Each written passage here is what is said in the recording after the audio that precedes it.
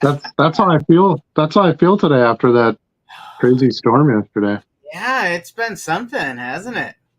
Yeah, it's we never really got the snow that they said we were going to get, but instead we got like water and sleet and hail and all things interesting. And out in the woods here, we've just been hearing boom, crash because it's the branches get these piles of snow on them, and then all of a sudden, and then they all just crash onto I have skylights in my Four Season room, and stuff hits that. Man, you hear it through the whole house. So it's crazy. It sounds like everything's the world's falling apart around you. Yeah, we have some big picture windows in the front and the back, and they were. It sounded like the band was practicing its percussion instruments all night long. Yeah, it was not a good time.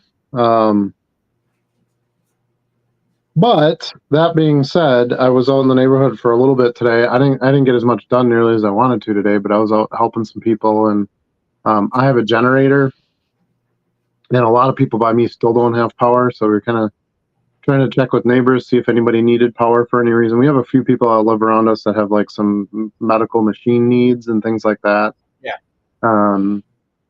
So fortunately, it sounded like everybody was kind of taken care of. I didn't even have to lend my generator out, so that was kind of nice.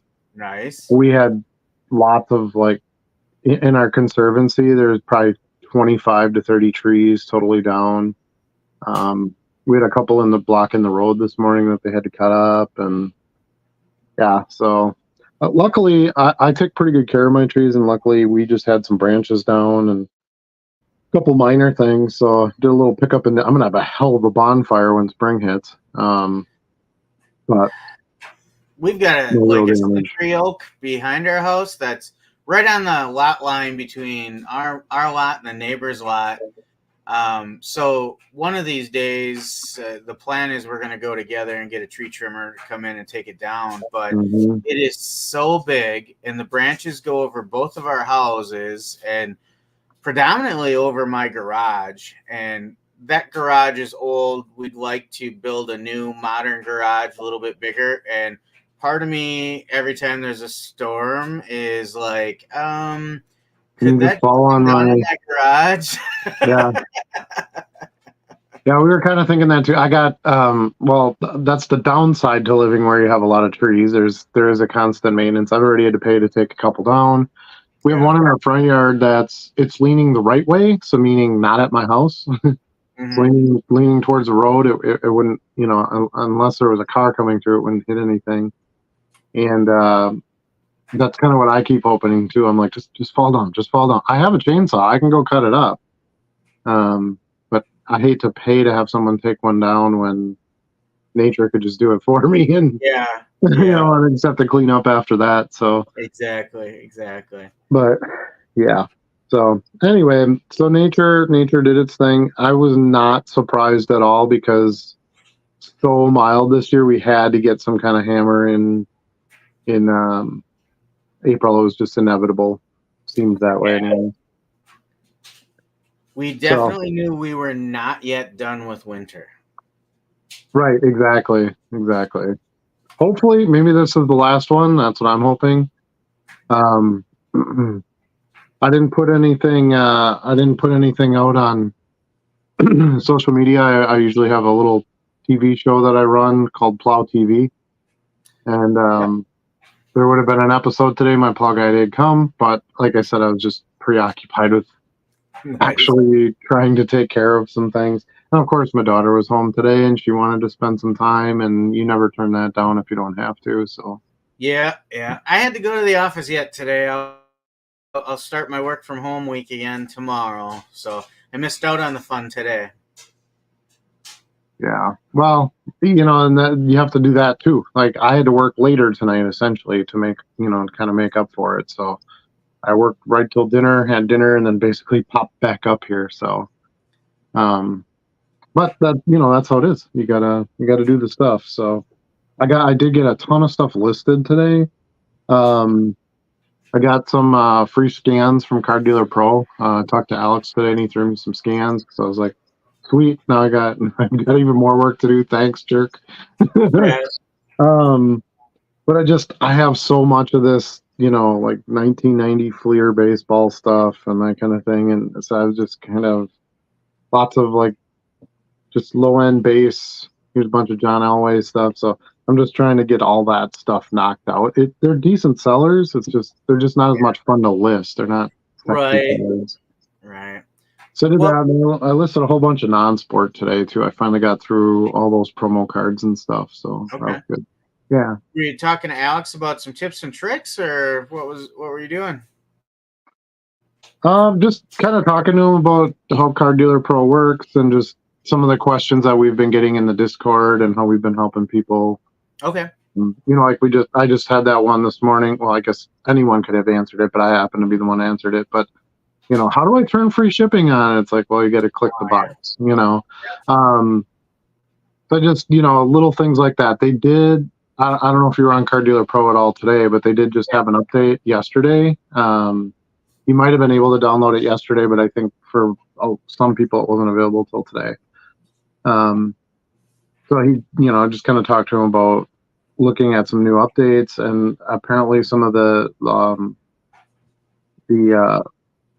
was it UFC they just added? One of them they just added, and it's not working right, I guess. So correct. Yeah. And then I tried to do some Pokemon, and I can't get my Pokemon stuff to come up for crap. Okay. Yeah, so, mine was a mixed bag. So yeah, I was getting really frustrated because I'm like, oh, this is the perfect thing I want this for because I don't know Pokemon. I want it to identify this, and then I just kind of have to verify that things are right or whatever. It wasn't finding. I only had 15 or 20 Pokemon cards. They're nothing fancy or special. They're just regular Pokemon cards. One's a hollow, but the rest are just base.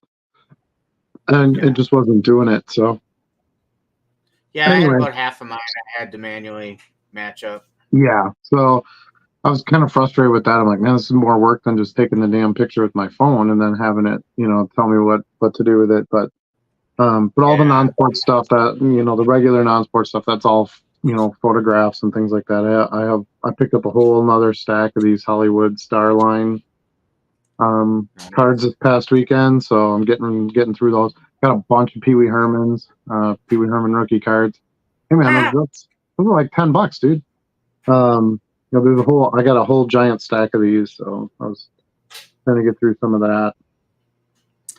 But I don't know if you noticed this yet, since we're talking Card Dealer Pro. Maybe it came up in your conversation, but I learned the hard way that if you scan something in with Card Dealer Pro and then you want to add a manual picture to it after, it won't let you. Mm-hmm. You can't mix manual and imported pictures together on a listing.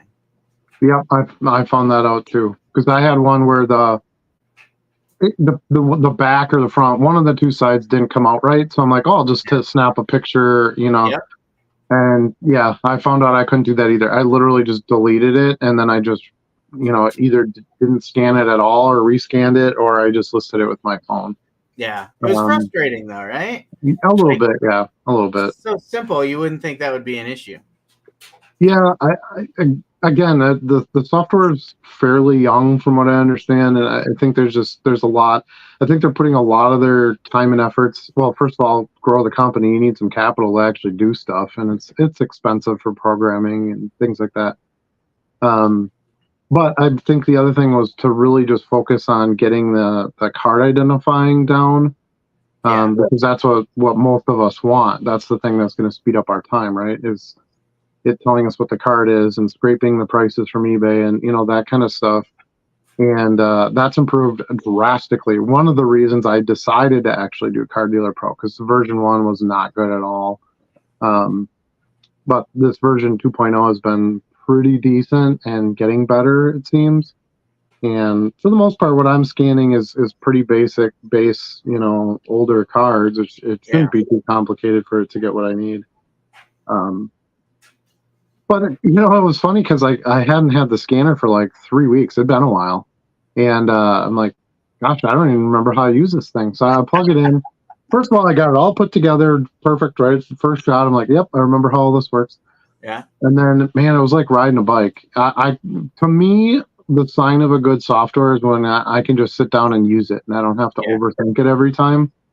And when you have time in between, that's kind of the best indicator for that, right? Because some of that muscle memory fades, and you have to sort of retrain yourself a little bit. But sat right down, got my scans in, loaded them in Car Dealer Pro, made my few adjustments, and boom, I had a couple hundred up on eBay in no time. So yeah, and I've kind of hit a rhythm too. Like I think most people know by now, unless they're new to the show. But we split time. We're co-parenting our scanner, yep.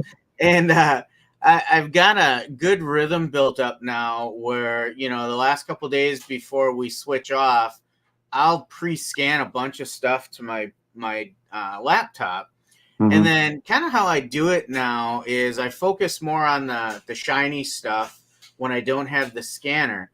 But I also have those pre-scanned items where every morning before work, I take 10 or 15 minutes before I leave for work. I grab 10 to 15 scans I preloaded, quickly upload them to feed the beast. And then while I'm on breaks and lunch and stuff throughout the day, then I've got the images of the shiny stuff on my phone that I just do on my phone. And then I get home and I'll grab a couple of my preloaded scans again, feed 10 or 15 in real quick, take a couple more of the shiny ones on my phone.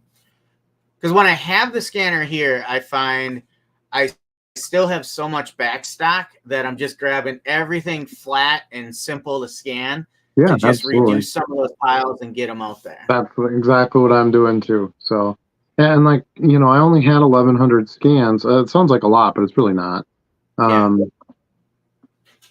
So it's like, oh geez, I'm gonna get this all done in a couple days. Well, then I got thrown another 1,000 scans. I'm like, crap, now I have to actually work this week. So but I did clear out about, I think I'm at like 400 that I've scanned so far.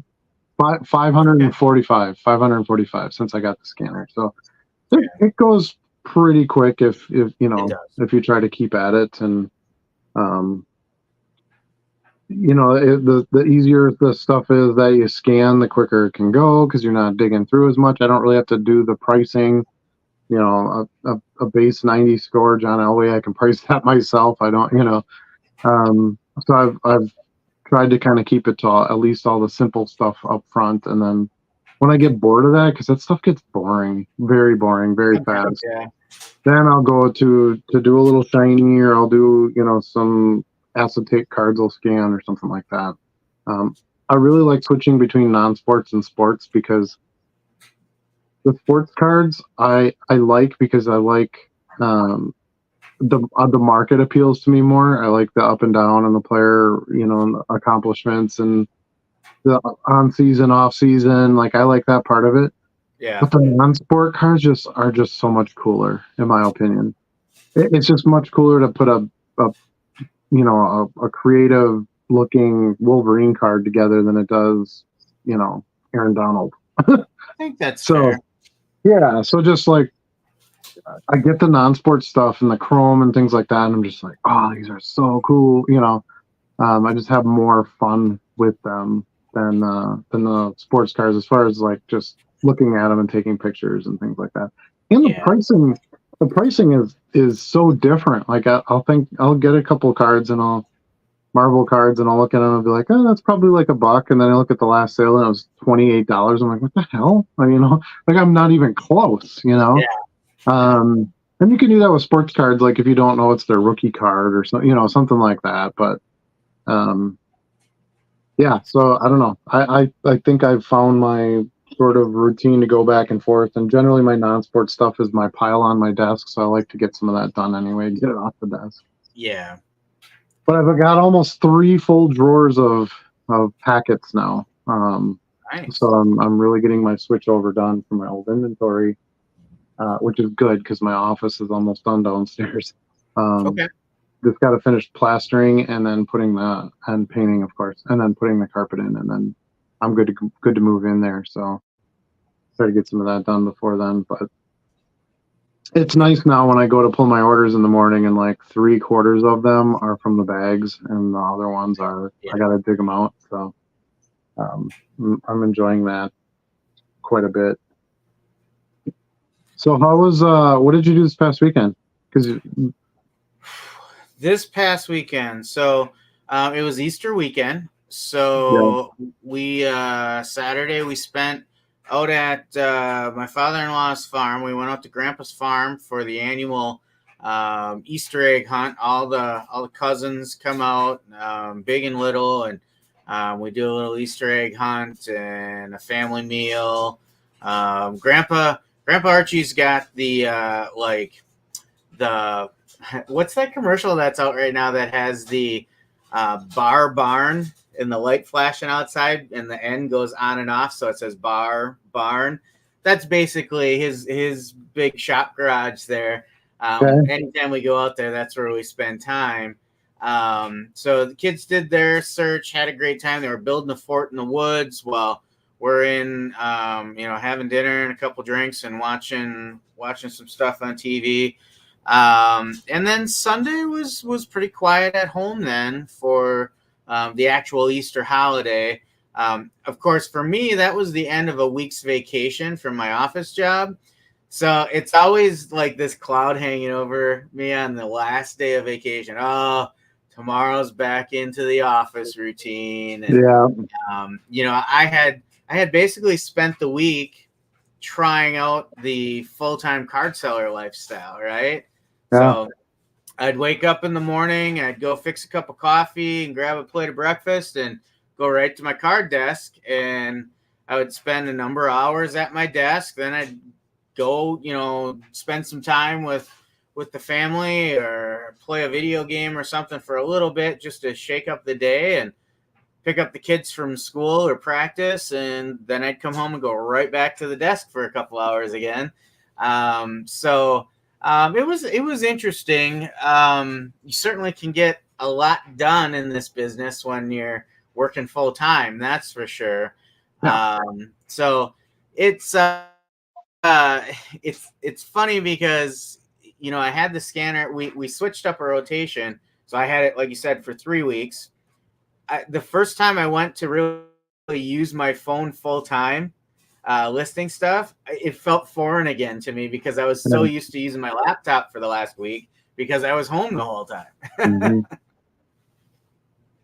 Yeah, we kind of had the opposite effect. You were back to your phone and I was back to the scanner. Yeah, and yeah. I think that's what I like about switching it up back and forth, and it does sort of force me to go, okay, well, I got to get my scanning done because the scanner has to go. It kind of keeps you on pace a bit because things are out of my control for when I do them to some degree. But yeah, the working from home lifestyle is pretty sweet in a lot of ways. Everybody talking about, oh, the storm's coming and this and that, and I'm like, okay, my car's in the garage, I'm good to go. Did all my postage today, but I didn't go anywhere. I didn't drop it off. I'll take it tomorrow. So yeah, it's nice. And when the kid's home, it's great. And I went down there and I made sure she was working on her math and practiced her piano and go down and get a snack. Now it'll be really nice when I'm in the basement and I have my own kitchen and my own bathroom and all that. And now it'll be really sweet versus the upstairs office. You actually reminded me, talking about taking your postage and stuff and not doing it in the storm. I joined a very exclusive club this week. Yeah. We talked about it on the Discord, but I had my first card returned for insufficient postage. It mailed out on March 18th. It showed up in the mailbox yesterday, and had some skid marks on it. So my guess is it was stuck with another envelope someplace going through the machine and got wedged in someplace because it looks like the wheels just kind of spun on it. And then I honestly believe the process for the processors is just anything that's stuck, throw it in a bin, send it back. Yeah, because it was literally one card, and not even a thick card. It was a 77 or a 1980 Star Wars sticker card, super thin and flexible. It was like 1/8 of an inch. I literally took the envelope when I got it back in the house and I bent it into a U. I'm like, okay, it's not too rigid. I measured it. It was 1/8 of an inch. In a number 6 envelope, there's, maybe that much room from the end of the top loader to the side. So it's fairly consistent across. I'm like, there's the only explanation is just the fact that it got stuck for some reason. Kick it back. Tell them we need more postage and it needs to be non-machinable now. Well, and the reality is too, the more you do, the more you're going to see stuff like that. Sometimes I'll see that in the Discord, like, oh my gosh, I had to refund this person, and I'm like, yeah, I have to do a refund like every 3 days. Like it just becomes commonplace. And then I have my PIP form up on my desktop at all times now, so I just fill in. Yeah. Oh, yep, you didn't get the card. Here's your refund, and I instantly fill out the PIP form, and I get my refund the next day. So, it's just part of logistics type business, and that loss is going to happen. Just make sure you use standard envelopes that you're covered. If you put a stamp on it, you're screwed. So I printed a new label. I was a little disappointed. I wasn't able to reprint the label. I had to purchase a new label, but I also reached out to the buyer and I said, hey, here's what happened. Here's some images of the card. It's in perfect condition yet. Before I send it back out with a delay, I wanted to make sure you still want it. And if so, to thank you for your patience, I'll throw a little extra in there. And I threw a couple extra modern Star Wars cards in there. Well, and he said, no problem. This happens to me too. Send it on out, You could have just paid the 48 cents and had it sent on. You didn't have to put a new label on it. Yeah, I guess that's true. But that's what I do. I just take it to the post office and pay the 48 cents. I wouldn't have wanted that envelope going to a customer with all those skid marks on it and stuff. Okay, that's fair. Yeah. So, but it all worked out. You can only reprint it for so long, and once they scan it, you're kind of screwed. You got to get a new label. Yeah. So, but it is what it is. But I have to give, I really appreciate my customers. I've been pretty lucky with my customers that anytime I've had an issue, they've been very understanding. Like this guy said, hey, it's happened to me too. I totally get it. Just send it on out, So. Yeah, I had, this is the first time ever I sent the wrong card to somebody. And I was supposed to send them a Ren and Stimpy, one of the Nickelodeon cards, the white cards. And I sent them a Louisville Paguano. Is that how you pronounce his name? Baseball card? Yeah, baseball card. I'm like, I don't even know how I would have gotten that. So it was super random. And he was really cool. He's like, oh, dude, you sent me the wrong card. I'm like, yeah, no problem. I'll send you, the correct one today. And no harm, no foul, sent it out right away. But yeah, like I said, the more you do and the longer you do this, you're going to run into that kind of stuff. And it's just part of the deal. Leave some time in your day to deal with like the crap stuff, just like, the rest of your life. So you didn't like mix it up and send the wrong card to the wrong person? You just didn't send a Ren and Stimpy card to anyone and you accidentally grabbed the baseball card? Yeah, well, I think what I was doing, my Ren and Stimpy cards are still on my cabinet. I don't have those bagged yet. So I grabbed the card out of there, and then I probably threw it on the top of a drawer I was working in when I was pulling other cards out. And I'm guessing that I grabbed the baseball card too. And then when I brought them over my desk to fill the orders, I must have thrown the baseball card in that envelope. Because I didn't even sell that card, that Louisville or whatever. That wasn't a card in an order. So it had to just been an inadvertent grab out of another drawer. So I had that happen once too, but mine was different in that. So you and I have talked. We prep our orders differently. You like to do one from start to finish before you grab another one. I often was pulling 6 cards, printing 6 labels, look at my pick sheet, and then I would put the labels on based on that. Well, one time I must have mixed 2 cards, the order of 2 cards up, and I sent the 2 cards to the 2 wrong people. Since then, I've taken your advice, and I do more like one to completion. I print 1 label at a time, put it on the envelope, put that aside. Then I go back and print the next envelope for the next card in line. So yeah, I pick all my cards. I have a little little chair that sits in front of my cabinets, and I pick all the cards, bring them over to my desk, have my big stack here, decide if I'm going to do a video or not, depending on what's there and what's going to happen. You do videos? I do sometimes, not for like a week now, but I have so much content to put out right now. I have the Madison card show. I didn't do anything with that yet. I haven't even downloaded those videos yet. I have the pickups, which I filmed, but I can't really put those out until I put the card show video out. Then I have a video on something new I'm trying over the next few days. And it's not Whatnot, by the way. Something else. And then what's the other one that I was going to make? Just a sales day video. I always try to do one of those, at least one of those a week. So, but just like I said, been busy with too much other stuff. Right now. So we'll see. It's the YouTube. I enjoy it, and it's good for my brand and things like that. But it's not the moneymaker. So I have to, it has to come second. For the most part, but anyway, so hopefully we'll get some more videos out. I should be able to get one done tomorrow. I still have to finish my taxes yet too, so I got to put some time into that at some point here, getting closer to crunch time. But yeah. When do they do this year? Is it always the 15th, or does it change a little bit every year? It's got to change a little bit every year. Yeah, well, if it lands on a weekend, then it's later. So. Yeah. Last year was the 17th because it landed on a Saturday. So the 15th is a Monday this year. So is it a week from Monday? Yeah. I've got to finish. Well, I've done mine. I just haven't filed them because I have to pay in. So I'll wait as late as I can.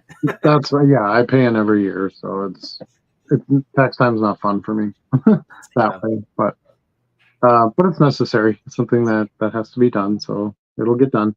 Yeah. So I did go to, since I mentioned it, I did go to the Madison card show this past weekend. Great show. It's bigger every time I go there. There's 3 ballrooms and stuff in the hallways. So it's kind of insane getting through there and trying to get to everything. But I did have some really nice pickups. I pretty much bought out a table, which I haven't done that in a forever time, but the guy was kind of kept giving it to me, like, $200 for this box. I'm like, meh, and then I had some other stuff. Okay, $100 for the box. Eventually I was like, okay. So I got a whole 350 serial numbered parallels kind of stuff soccer cards. And I was like, listing all these, and they come from different sets and this and that. It's going to take a lot of work. And then I was like, you know what? This is perfect for Whatnot. So I'm going to do my first Whatnot tomorrow night. And it's going to be soccer. I figure that's a light, easy way to try to start. Because I don't even know how the process works. Like, when I start my show, do I have to go, pick the card and then click the timer? And, I have no idea how the actual process functions through the show. So I thought I'd start with... Yeah, so I figured I'd start with a smaller, probably not as big a crowd, product, if you will. I mean, I got 15 cents into each one of these cards. So if I sell a few and, the rest don't sell, it's not a big deal, right? To be honest with you, I mostly bought them like I've done lots of times before for the top loads. So whatever doesn't sell, I'll just pop out of the top loads. I bet you that people would jump in line to buy cards from Fritz the Wampa. Yeah, I don't think I can operate with the giant head on. We'll see. Maybe that's something down the road. I don't know. I'm not real into the gimmicky thing. I don't know. We'll see. But I figure I'll get one under my belt. If these cards don't go for much, I really don't care. Most of them aren't huge names. I've got a few nice ones on there. I've got a Kevin De Bruyne gold World Cup sticker. That's a pretty solid piece. Ugh. I got some Landon Donovan stuff in there. I've got there's a Julian Alvarez rookie card. There's some okay stuff in there, but a lot of it is not as big of names, but their color and their serial numbered, and there should be some buyers for that. And they're all starting at $1. So you mentioned Kevin De Bruyne, and you reminded me that I watched the most boring soccer match this past weekend with Man City and Arsenal. It was painful. Yeah, they weren't at the top of their game, that's for sure. So it's unfortunate. But De Bruyne was active, like more often than not. As I was listening more than watching, and his name was mentioned constantly. And then every time I looked around, I never heard Haaland's name. And every time I looked back and to watch it for a couple of minutes, he was just off the ball, back and forth in the box in front of the goalie. I mean, he just never got engaged in the game. There's a difference in their positions too, though. I mean, Kevin De Bruyne is a center midfielder. He better be in all the action. Yeah. But in my opinion, now I've gotten to see them play live, which is just an amazing treat. I think Kevin De Bruyne is the greatest midfielder in all of soccer at this point in time. Yeah, I think he's that good. And I'm not the only one who feels that way. And obviously his numbers support that. He scores a lot of goals, and has a lot of assists. And there's other stat things. He never loses the ball, stuff like that. Yeah. He might not be the greatest defensive midfielder, but as far as like building play, and think of it like a guard in basketball, right? Yeah. They're maybe not the biggest thing that gets talked about on the field, but they're probably the most important piece. And I'm biased because I was a center midfielder when I played. But to watch him play live because when you watch soccer on TV, it has to follow the ball, right? Well, it's a big field, so you're not going to see what all these guys are doing when they're not on the ball generally. Yeah. So it was neat during the game when he wasn't in the action with the ball. I could watch what he was doing. I could watch him point players out and make runs to different sides, and calling for the ball. You can hear them yelling on the fields and things like that. The experience that you don't get watching it on a TV. So sure. He blew my mind. I've watched a lot, and I played a lot of soccer, and I don't think I've ever seen anybody play midfield the way he does. He just knows what's going on. The one thing I really took away from the game is, holy cow, is there a flopping pandemic in soccer? Like, yeah. I know it's gotten bad in the NBA too, but the acting of the players, like, you would think someone just ran them over with a car every time they get their feet tangled up. Well, and there's really no reason to do it because they video review everything anyway. So really? even if they called the penalty, they would go look at it. Is it just old habits from before they used to do that? It's like, you have to remember some of it's just tradition too, right? You're in the box and someone pokes at your toe, you fall over. That's kind of how it's always been. If you get a call, you get a free shot at goal. That in a sport where you only have one or two scores in a game, that's hugely valuable. Yeah. So you take the chance. You go down. If you get a call, great. It's still up to some interpretation by the referee, right? So one ref might not call it, and another ref might. So it's kind of like offsides too. I've seen a lot of them where the flag goes up. Now they video review them, so it's easier to get that corrected. But the flag goes up, and I'm like, man, I'm not even there, and I can tell that's not offsides. Like, what are you doing? And some of it is the referees get out of position. And, it's like every sport, right? There's going to be calls that get missed and things get overcalled, whatever. But yeah, if they're playing flops in the middle of the field, that's kind of a waste of effort. But if you're doing it in the penalty box, I did that all the time. Of course I did. Yeah. Why wouldn't I? If you can make it look like you were attacked or you'd been fouled, even if you're a tough guy and that fall wouldn't have taken you down, you go down because it's nothing to lose. It's just the facial expressions are so over the top. They're good at it. These guys are professionals in every way, and that includes acting. So yeah. I would say there's some of that in pretty much every sport. Things get dramatized, and yeah. I've seen that. I see that a lot more in football now than I ever did before, too. These guys, you get a little bit of face mask, and you see the guy go, oh, and throw his head back like the guy pulled his helmet off, and penalties are beneficial to a team, so they're going to try to get them if they can. So, but anyway, so I went to the Madison card show. Let's kind of get back to the cards here, I suppose. Picked up the soccer stuff and all that. So Whatnot tomorrow night, 6:00 Central Standard Time is my show. It's already out there, so go ahead and add it to your calendar. Even if you don't want to buy anything or you're not interested in soccer cards, come on. So I've got somebody to chat with, and you can make fun of me for running my very first live auction. I don't know what the hell I'm doing. We can just have fun with that. I have a stew. I could use a stew, or I could just use my goat button. I can throw some goats in there, for fun. I don't know. We'll see what happens. Maybe when I finally launch the De Bruyne on auction, he's a goat, so that'll be a goat sign for that. I did pick up a ton. Are you on there as the dollar box if people search for it? The dollar box. Yes, thank you. Yeah, at the dollar box. There was a really good soccer seller there. This stuff I picked up just from like a guy. I don't know if he bought collections or stole them out of some guy's garage or what. I don't know. But there was a guy there who was like a serious ripper. Like he opened 6 cases of MLS soccer. He pulled 2 Messi autos out of it. Yeah, this guy was real deal.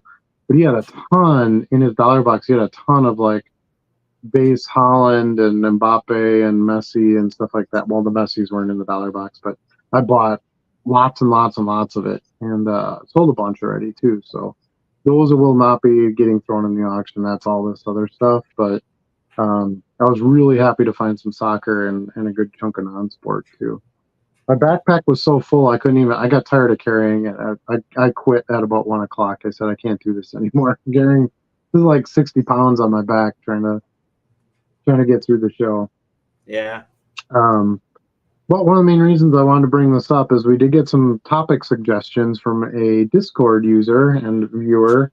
And I kind of wanted to get into some of those, but I think maybe we're about 38 minutes in. Should we start with the chat quick?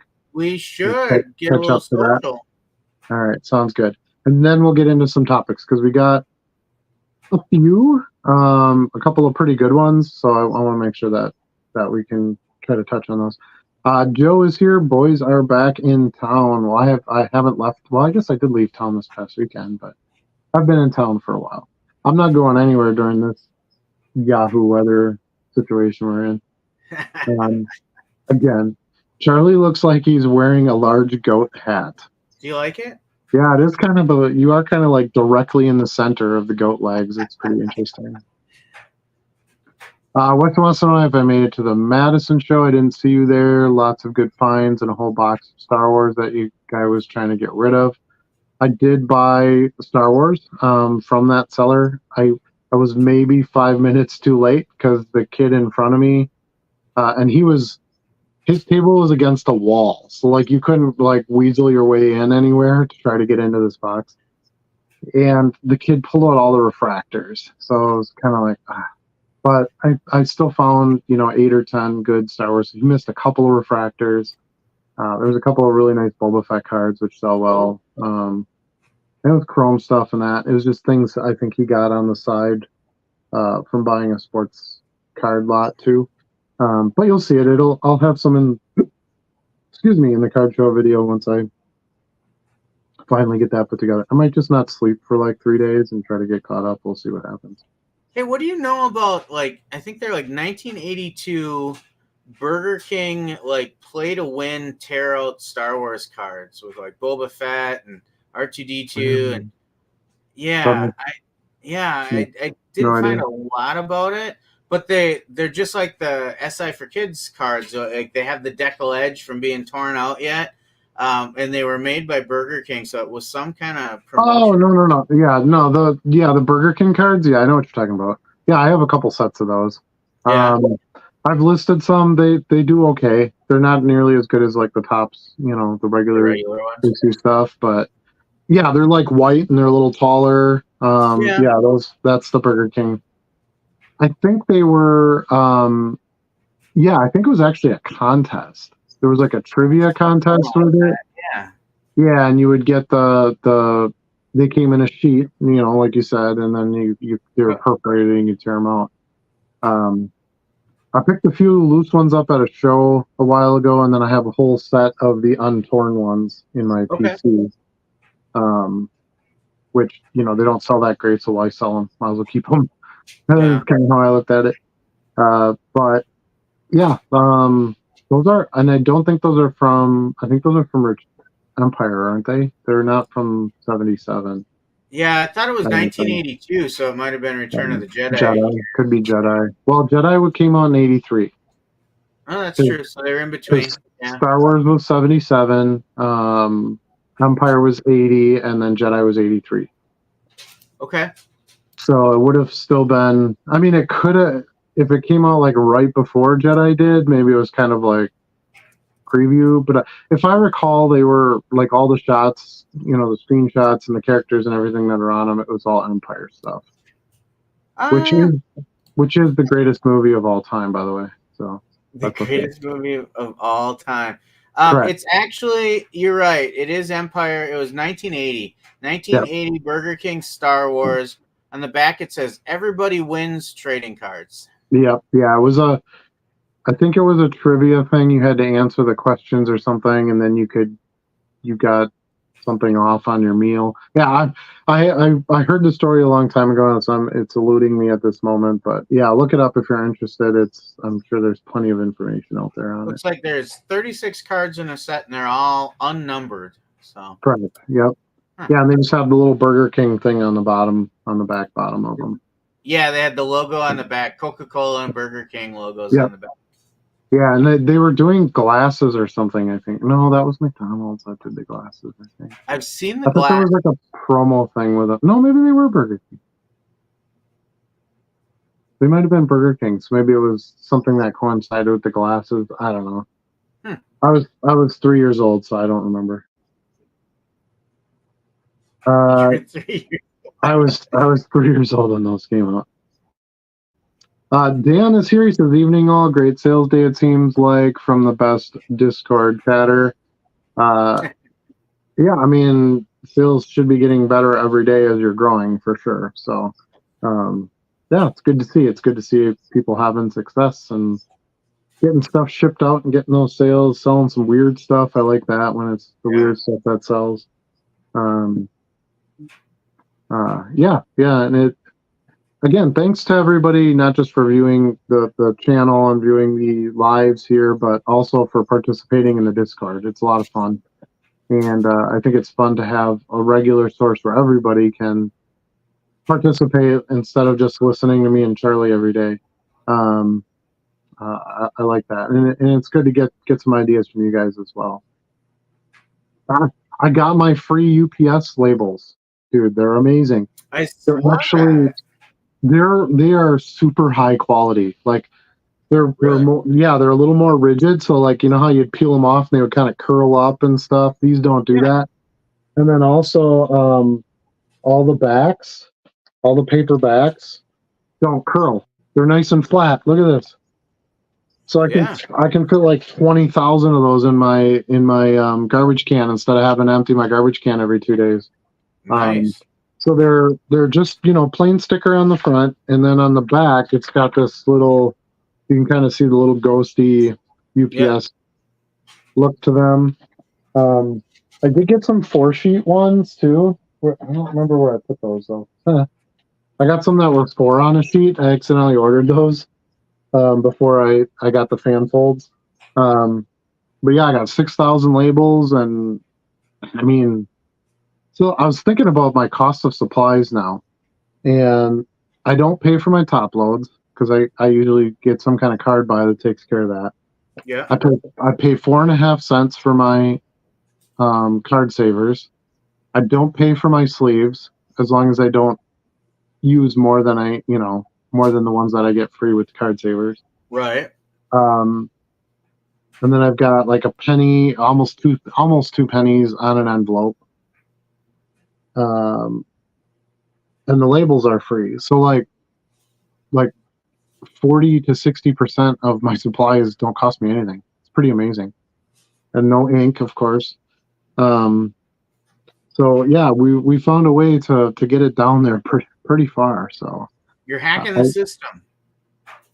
It's playing the game, my man. I'm playing the game. I do have a case of fanfold labels. If anybody needs them, that I got from Amazon, I would resell real cheap because I'm not going to need them anymore.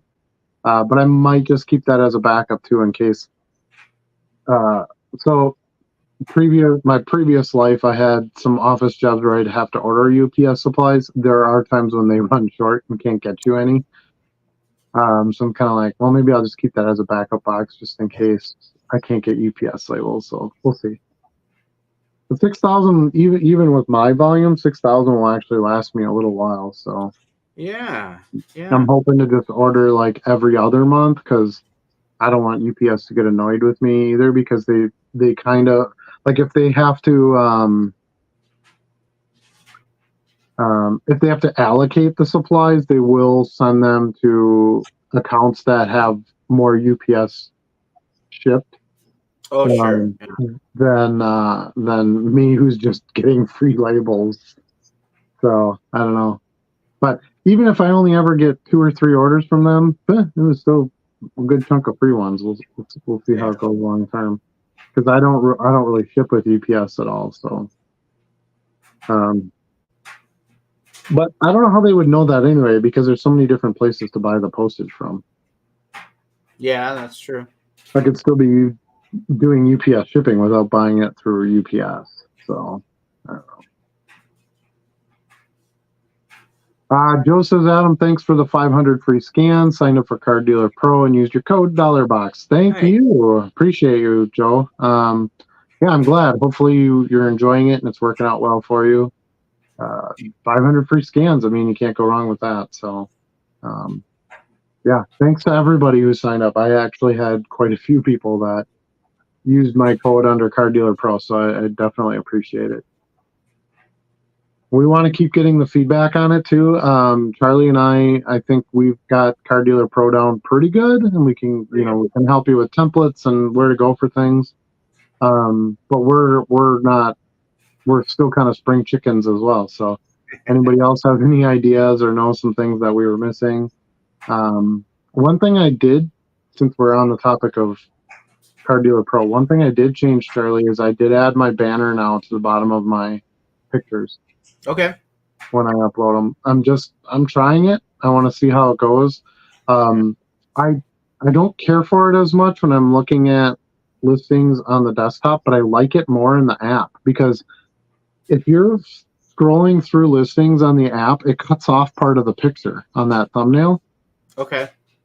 So if you have a picture of your card with the banner underneath, you can see the entire card edge to edge on that photo, because I think the photo is longer than it is wide, something like that. I don't know, whatever that format is for that thumbnail on the auction. Just trust me, next time take out your phone, scroll through, and you'll notice that, just a quick look at the photo, it cuts off the top and the bottom a little bit. Yeah. And I noticed when I put the banner on there, it doesn't do that. So it must elongate it enough that everything now is on the screen. So on the desktop, it just looks smaller.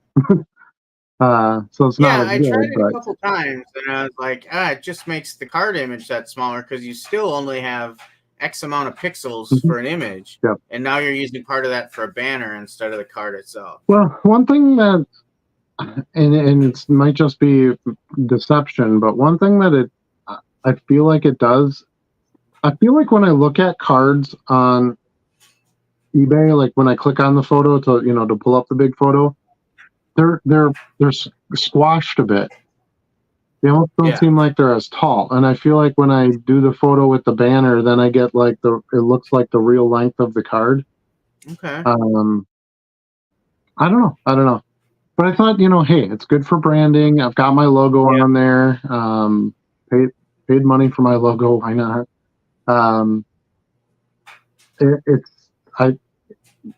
kind of have my little quote on there. It says, awesome cards at a free shipping price, blah, blah, blah, whatever I don't even know what the hell slogan I have on there is, but something to that effect, great cards at low prices or something like that. And I don't know. I just thought it's kind of next level, right? To brand your actual listing. It keeps anybody from being able to steal the photo and use it. It kind of watermarks it to some degree. So yeah, I figured I'd give it a shot for a few groups of scans. I've sold cards that already that I've scanned this week, so it hasn't hindered me from getting business. Yeah. Anyway, so we've got MI3 cards is here. Says thinking of making the switch to free shipping, but I would need to learn how to change the price on a lot of 99-cent cards to a little higher to help cover postage. Yeah, so you need to do a bulk edit and just change those from 99 cents to whatever you want to change them to. Yeah, pull up all your listings, and make sure you're maximizing how many listings per page to save yourself a few clicks. So I think you can go up to 200 per page. Yeah. And then just select everything. And it's going to ask you, do you want to change all however many thousand of your listings or just the ones you selected? And then you can change your price and I believe your shipping cost in bulk. Yeah, I mean, you should only have to do it once because then as you list going forward, you just list with your new terms. So yeah, a few minutes, but you'll be back running full steam in no time with the right setup there. But I think you'll see some benefits to doing free shipping for sure. That is frustrating, and I don't understand why you can't add a better picture to a listing you added from Card Dealer Pro. Yeah. Bargain Boxer wants to know where's Urethra. I don't know. We don't know who she is. We don't know. Can you post a Discord server invite link? It says I need an invite link. I've never used Discord, so I'm trying to figure it out. Yeah, Charlie will do that. Charlie's our tech guy. I'm gonna just throw a link in the chat there, Charlie. I'm on my phone. I'm on my phone, so it's harder to do. I'm not being lazy. It's just if I was on my desktop, I could do it, but it's harder to do while I'm on the video on the phone. Yeah. MI3 card says he'd join it too. So yeah, just throw our Discord out there. I'm sorry. I'm on it. Okay. Nanda 2066 says hello guys. Is this a new viewer? I think this is a new viewer. So if you're new, welcome to the show. Appreciate you being here. What video game was Charlie playing? Yeah. What video game? I'll tell you in just a minute. Let me try this banner thing out. See where this goes. Sure. Let's see. It goes right across the bottom. Do you want me to leave it up there or just put it in the chat? Oh, you can leave it on there. Yeah, you can leave it on there. I would assume some people are on their computers or even if you're on your phone, I guess you can copy and paste. So. Well, I think it overrides your chat. That's the only. You're not your chat, but the comments. That's the only problem. So. Maybe let's see. Yeah. Yeah. It'll go away. I will put when I go away, it goes back. So. Yeah, that I can put it in the comments as well. Yeah. But to answer the question, and look at that, it let me actually post it now that you made me a moderator or whatever on here. I know, such power. Such power. I know. With great power comes great responsibility. So what video game is Charlie playing? Well, there's only 3 that I typically have in rotation anymore, but my go-to every day is MLB The Show. So right now I'm playing the new 2024 version. doing the Derek Jeter storylines version and the NLB storylines version, as well as trying to complete all the programs. Right now I'm doing an Easter egg hunt. So I've got like 10 Easter eggs. I've got to first figure out how to get them, like where are they? And then I got to complete challenges to get them. So that's what I do in my relaxing time. When I need to clear my mind, I go play some baseball on the PlayStation. I play Mario Kart on the Switch, and a little bit of Clue. We have a pretty badass Clue board game on there. And my daughter likes this game called the Untitled Goose Game. Oh. And you're literally a goose, and then you have these little like tasks you have to try to complete. But you basically just go around and screw with the farmer. It's pretty funny. You have to like steal his keys and then squat in his hat, and like I don't know. It's pretty fun.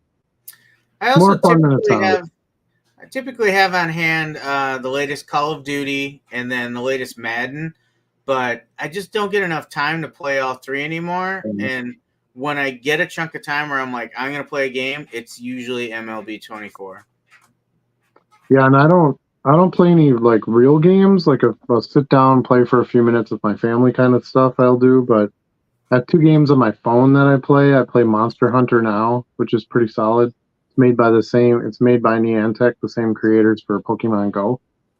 And then what's the other one that I play? Oh, there's a Monopoly on there that I like to play, and it's one of those things you can just check in for a few minutes here or there when you got time and play a little bit. At least that's how I do it. I mean, there's obviously people on there that are like, oh, I play this 16 hours a day. Well, congratulations to you. I don't have that kind of time. Yeah. So anyway, let's see. I'm going to guess from Simulator based on your flannel. Oh, geez. No, but we do typically have the current version of Farm Sim in the house because my oldest son likes to play it. The Farm Sim? Yeah. Yep. Mm-hmm. Yeah, I played a lot of Sim back in the day. I used to like the theme park one where you built like the roller coasters and all that stuff. You had to make sure you had enough bathrooms and like it was awesome. That was a great game. MD says Weston Madison was awesome as a vendor and a buyer. I'm sure Adam had a great show too. There was a vendor downstairs. I'm sure he bought out. If he saw the boxes, they were dirt cheap. I almost did. Might be the same vendor. I don't know. There's a lot of vendors there. So, but yeah, I found some good deals, which I was really happy about. You never know when you go to a bigger show if things will be overpriced or what. But had a great experience. I went in. The very first table I stopped at had a quarter box, and all his quarter cards were card savored, which I thought was awesome. Nobody does that. So got a nice giant stack of card savers out of that. I picked up a bunch of hockey, which I've sold some of it already. I got some Jack Hughes stuff. I sold a Bobby Hull out of there. It was like first year select Bobby Hull. It was a base card, but that's not that matters. And he's obviously a legend. So yeah, it was good. I was really trying to go to buy the stuff that I can't normally get. For the most part, when you have a show that big, that's your chance to kind of stretch out a little bit. I did buy a lot of Topps Fire. I found a dealer that had a box of just like Topps Fire. Love the Topps Fire. Yeah, it's quickly becoming like my favorite product. Just had a bunch of like minted gold ones and some of the foil and the fire cards, stuff like that. And it was all in a like 6 for $1 box. So they were really cheap too. As a matter of fact, I got a gold minted Mattingly and I listed it this morning and it sold pretty much instantly for $6. One of the greatest Yankees of all time. One of, yes. Not the greatest, but one of the greatest. Correct. You are correct. Which vendor are you referring to? I must have missed that one. Back corner of right ballroom downstairs. I would have bought out his entire table if I had 3/4 of my car full already from inventory. Tossed it in the storage unit type prices. That might have been because the guy I bought out was in a corner. He was in the left corner of that ballroom. So I don't know. It was the ballroom on the right. That's correct. But it was the left corner of the room is the one. Anyway, I did pretty decent in the bottom left ballroom, and Tom had some good stuff upstairs. Lots of serial number stuff for a quarter. Turned his 50-cent boxes to 25-cent boxes. Sounds like I gotta get there one of these days. It's becoming I have to go to it every 3 to 6 months type show at this point. Probably won't go now until after, because we have the National in July. So probably wouldn't be until sometime after that for me. But we'll see. I mean, I wasn't really planning to go to Madison until like a week ago, and I was like, hey, that's like perfect timing, because we had our Green Bay show, then we had like 5 weeks in between, and then another Green Bay show, and it was like, this was like smack dab in the middle of it. So yeah, I figured if I could fit it, it would be a good time to do it. I'm actually going to take a pause in some of the chat here, because it sort of leads us to our first topic for tonight. Yeah, I was going to suggest that. Yeah. So someone had asked us to kind of talk about sourcing, and more specifically, where do you source your inventory? How often are you replenishing? And I would say the easiest way to answer that is I'm always buying. I don't think that's something you can turn off. That's where the money comes from. And yes, I know I have boxes of stuff that need to be listed already. Why would you buy more? Because you have to. You need to buy stuff for that's that's at that time. Things like that. But as far as sourcing, my number one spot is card shows, and then my number 2 spot is eBay. And I don't ever see those changing, to be honest with you. They've just been such a great resource for me. I do check more often now than I had in the past. I do check like Facebook Marketplace, and I popped onto a couple of Whatnot auctions. Haven't had anything on there that I really wanted to go for, but I am going to entertain a few more avenues, but I still don't see any of that stuff beating out card shows and eBay. They're just too huge to surpass.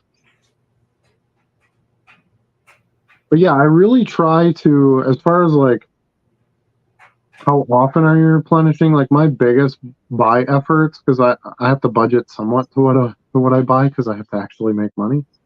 Like some of you guys, if this is a side hustle, you don't really have to care. You could spend more in a month than you make, and that's no big deal. I can't really do that.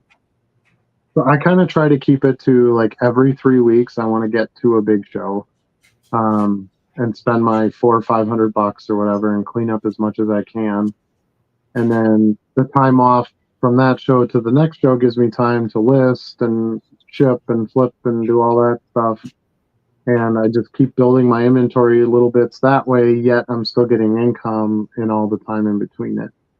And that seems to be a pretty decent growth model for me as I go. Each month I'm making a little bit more money, and that's kind of the goal, right? For everybody. So in some months, like when if I go to a Green Bay show, I might bring $200 cash with me to buy stuff. When I went to Madison, I brought 400. So when you get to the bigger stuff, you're going to bring, especially if you're driving a distance and spending gas and doing all that, you want to make sure you pick up as much as you can. And then the National is just a whole other level.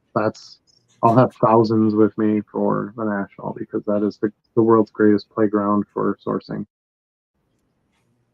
So that's my sourcing. How about you, Charlie? I think you're pretty much on the same page. Maybe not the eBay part as much. Yeah, like 90% is card shows for me at this point. And then a little bit off of eBay, probably more non-sport than any sport. And then a little bit at our LCSs in town. Oh, yeah, me too. But that's more about ultra modern, new release product.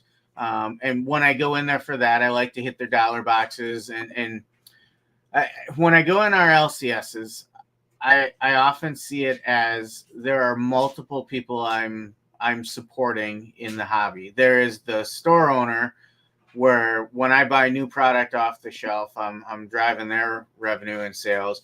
But then I also know that a lot of our LCSs do things on consignment for people. So when I'm going through those dollar boxes, I know there's multiple people involved a lot of times. So I rarely do I go into an LCS to get a new hobby box or something and not go through the dollar boxes and at least get something. That said, I mean, that's a retail store environment. You're not going to get the best deals out of the dollar boxes. Like, they typically will only go down 10%, on average. Every once in a while, you get just the right box, and they're, for whatever reason, they're willing to work a little bit more, but not as flexible as at your typical card show. So I would say just know that going in. I've been doing a little bit on Whatnot, but like Adam, I don't see that being a big factor. It's more of a fun way to source some things for me. And occasionally I've hit I've only done it a couple times now, and I would say I'm 50-50 right now. One auction, one stream I hit, I think I did really good. And another one I was just so-so. I'll probably be lucky to make 10% flipping what I bought, because the shipping fees hit me more than I thought they would. So, but card shows are far and away number one. How often I replenish? Yeah, Adam said 3 weeks. I would, off the cuff, I would say monthly. We try to hit a card show someplace. Depending on what's going on, I might do it a little more frequently sometimes. Like, if there's a specific need I have, I might go a little more often to a specific show that I know is good for that. But in general, I think my replenishment schedule is once a month, hit a show, spend a couple $100, get some new inventory. When there's a new release product, I do like to get some fresh stuff that way too. We talk about diversity a lot, right? I don't want all 90s cards. I want some 2024 product in my store as well, whether it's from Blasters at Walmart or a hobby box off the shelf at an LCS. I don't go nuts with ripping product like that, but I will get something here and there. I bought one box of 2024 Topps Series 1. I bought 2 boxes of Topps Big League. I might go get 1 box of Heritage. That's about it for me. Yeah, and I don't rip any baseball, so I'll be on the sidelines for that. Well, I take that back. I do like the Big League, and I thought about buying a box this weekend. There were dealers at the show that had some, and I just didn't. I felt like I could get my $40 to go further digging through tables and buying stuff that way. So, there was a pretty killer 50-cent barb box there.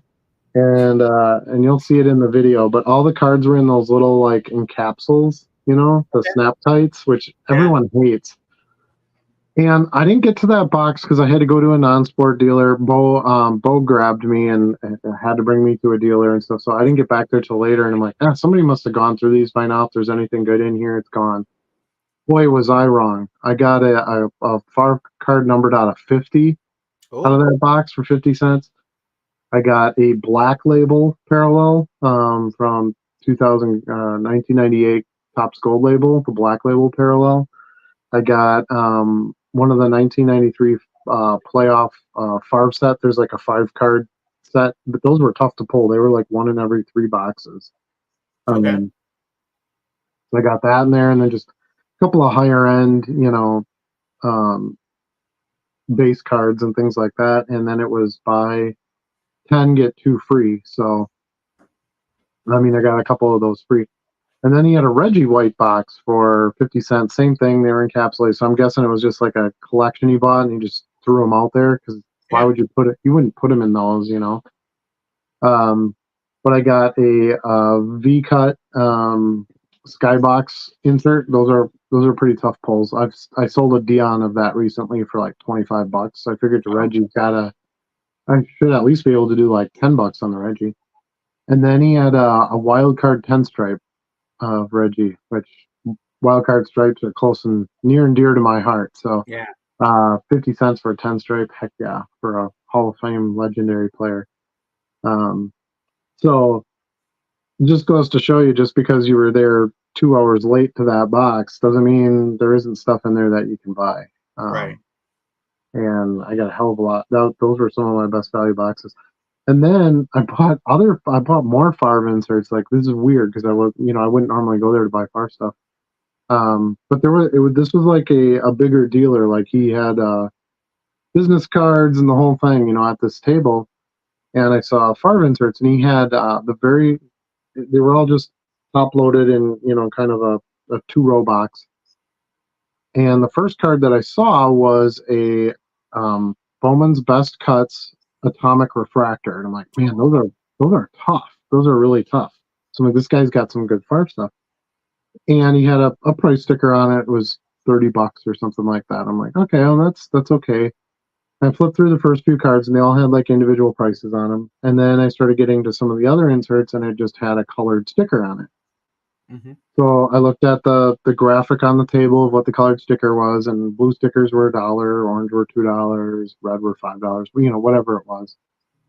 And I'm looking through some of these inserts, and I'm like, dude, this is like a $30 insert he's got in the $1 stickers, So I picked out, 15, 16 bucks worth of those, and I handed him the cards. Didn't even have to, make an offer. I'm like, well, these are priced so cheap. He's probably not going to give me any kind of deal. And I hand him the cards, and he's like, $12. I'm like, yeah, heck yeah. Yeah. So it was really weird to get like super good deals on Favre stuff. Now, the reason I buy Favre stuff, even though I have so much of it, is I like to get that more rare, really good stuff, because that gets people into the store, and then they'll buy the base cards and stuff with it. And I'm running out of some of those more harder to get inserts. You only have so many of those, and then when they sell, then you end up with some more base cards. So I didn't go buy a bunch of 10-cent base cards or anything. It was more focused that way. But that being said, with sourcing, I'm kind of with Charlie on his comment earlier, where he's like, well, it depends on what I need, because I do the same thing. Like, I might not be shopping for things on eBay, but then I go in and I'm like, my Derek Jeter drawer is getting pretty slim. I need to go buy a big lot of Jeters. So I'll just go on and look for, a big lot. And, oh, here's a good lot, 200 cards, $100, whatever. Buy it. Because the worst thing you can do as a business is not have inventory. Yeah. You can't sell anything if you don't have it. So that's, and same thing with the non-sport.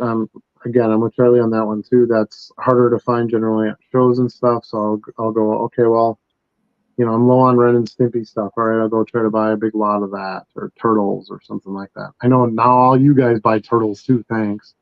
But anyway, I have my plays that I like, and my regular customers for some of that stuff, and then that's when I'll buy kind of outside the show cycle. Shows are great, but they're also unpredictable. You have no idea what you're going to be able to buy. And True. There's times where it's like, well, I just really need this stuff.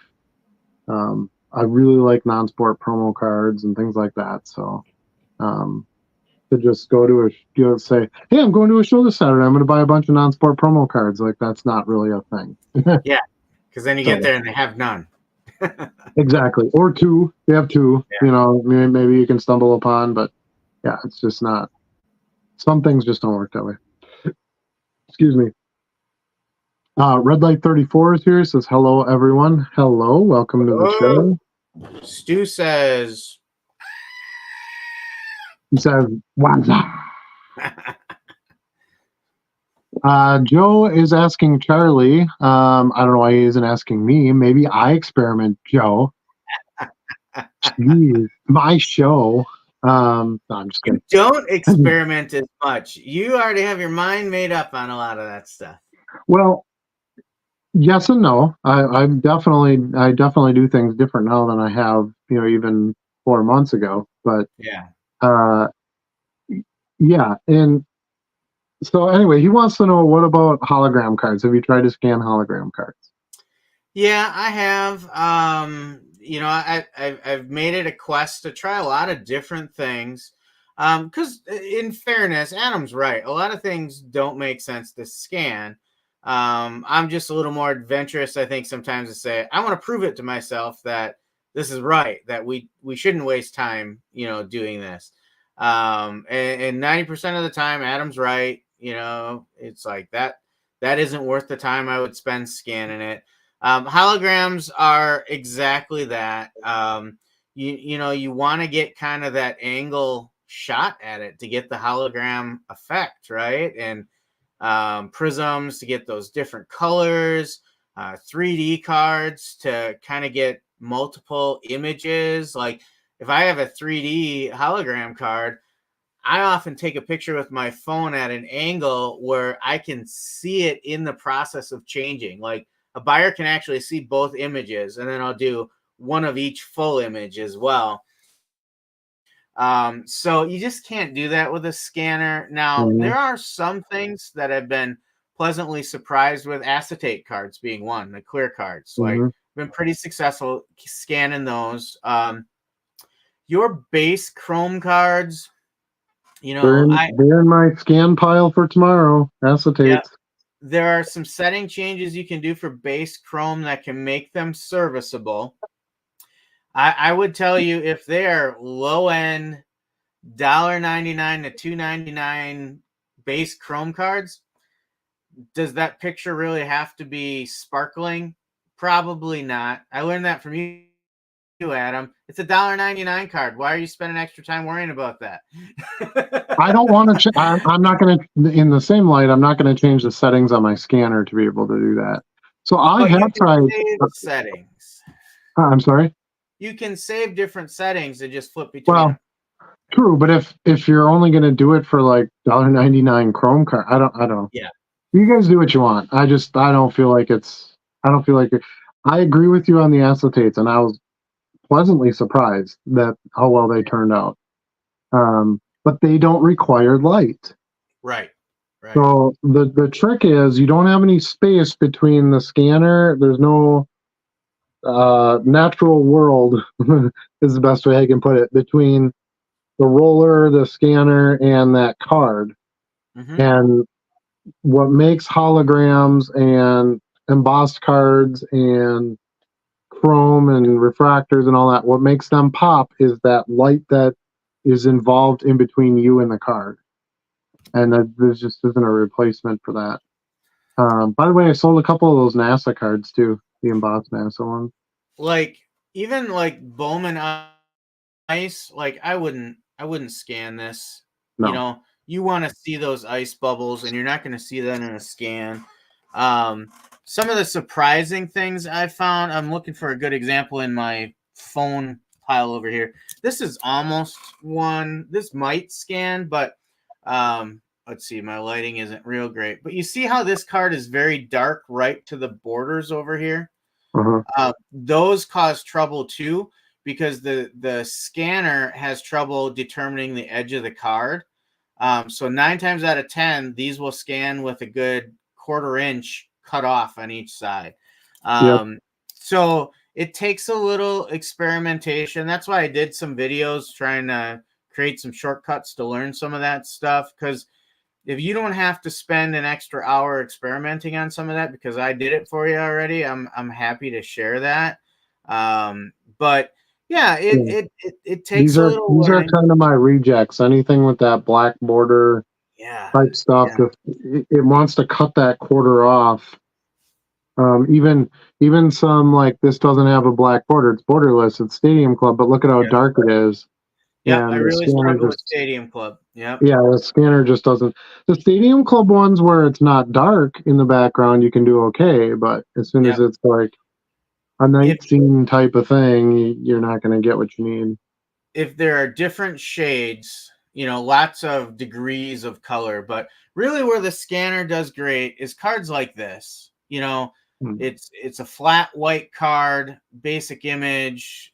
You can put hundreds of thousand cards through a scanner like that and have no rejects that you're going to say, yeah, I'm not going to list that way. Because, and honestly, that was what I wanted the scanner for, because I like listing this other stuff. I don't want to take pictures of this junk. This is I shouldn't say junk. Even But that's the stuff I want to shove through and just get it on there quick. It's low money.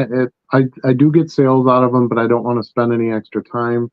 And then spend time on the cool cards that I want to sell. Even like the Fleer metal type cards, so wrestling card here is metal. You can get by with it in the scanner, but you don't really get the same shine. Like the shininess you see on this metal card just right here, that's just gonna look gray when you scan it. Right.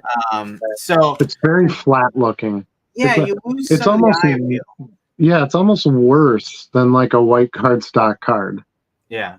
Because it just looks so uneventful and boring, and like Charlie said, it looks like gray paper, construction paper almost. It's nasty. You don't want to use it for that. And that's even what the base Chrome cards look like. It's like this gray construction paper type look. The image is clear. You don't have an issue with that, but they don't pop, I guess is the best way to say it. Yeah.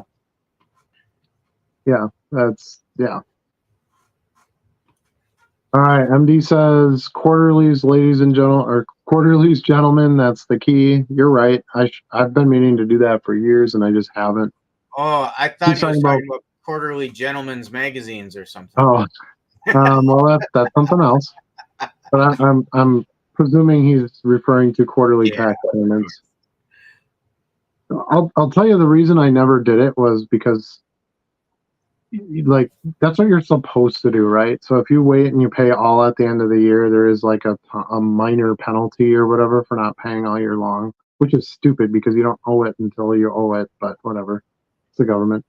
But when I looked at the amount, it was super, super tiny, and I was like, it's not worth it. I'll just do it once a year. Yeah. Although that amount's getting a little bigger each year because I'm making more, but, so that's tax planning goals in the future. I want to maybe go to quarterly, especially if I'm going to have an employee, because then I got to pay tax on the employee and all that stuff. So I don't know. We'll see. That's future me problems. Weston, I could have made a haul down there for sure. I can't leave my table once 9 rolls around, and I can't start packing up till 3:30 to 4. Show ends at 3. That show is like insanely busy. I saw Max in the photo stills that Bo put out there. So I saw him in his Pokemon shirt working his table. Mm-hmm. Yeah. Usually the back right is vintage and a lot of non-sport, so I don't look too hard back there. Yeah, non-sport, that's where you'll find me, okay? So if you're wondering where I am at the show, Adam says keep it that way. Stay out of there. That's right, leave me that. Let me see. I'll just show you some of this, but I got a bunch of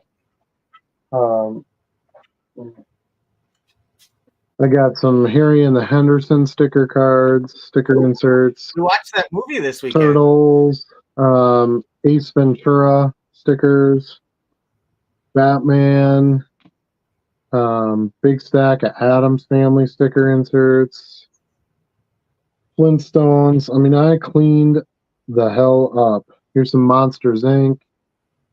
The Osbournes. Nice. Some Michael Jackson.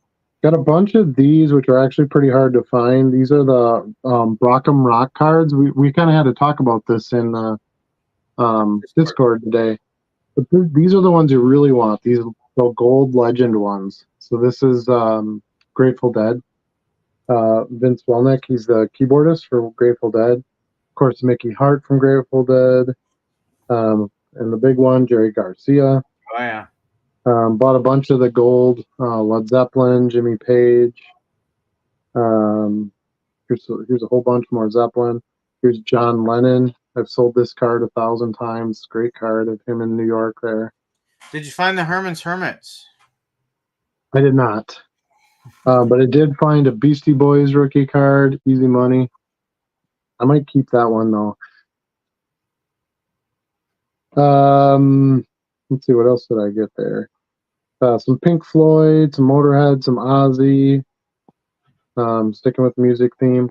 This is the only card ever made of Soundgarden These sell really well. Yeah, I'm so happy to get some. I got some Harry Potter inserts. This is all that table that I had bought out. So I got some Harry Potter inserts. Here's another Osborne's card. Let's see. Did you know that, what was it, 22 years ago, the Osborne show came out? Yes, I did know that. I saw that on the news or something the other day. All these really cool Marvel cards. These are from 1996 Fleer X-Men set. And then these were amazing. I've never seen these before. But these are Haunted Mansion Marvel cards. So this is Wolverine as Captain Claw. So he's like a pirate. Okay. And then here's Storm as a witch. Never heard of it. Yeah, aren't they awesome? Here's this is Professor X as the Wizard of X. This one's great. Iceman as the Snowman. Let's see. Here's Cyclops as Elvis. Colossus as a Count Dracula. Beast as Ben Franklin. Aren't they great? Those are. Love this stuff. Love it. I'd buy this stuff all day long. I got stacks and stacks and stacks of that. So a bunch of other little non-sport stuff in here too, and some more soccer in there. But yeah, that's not a Green Bay show buy, is it?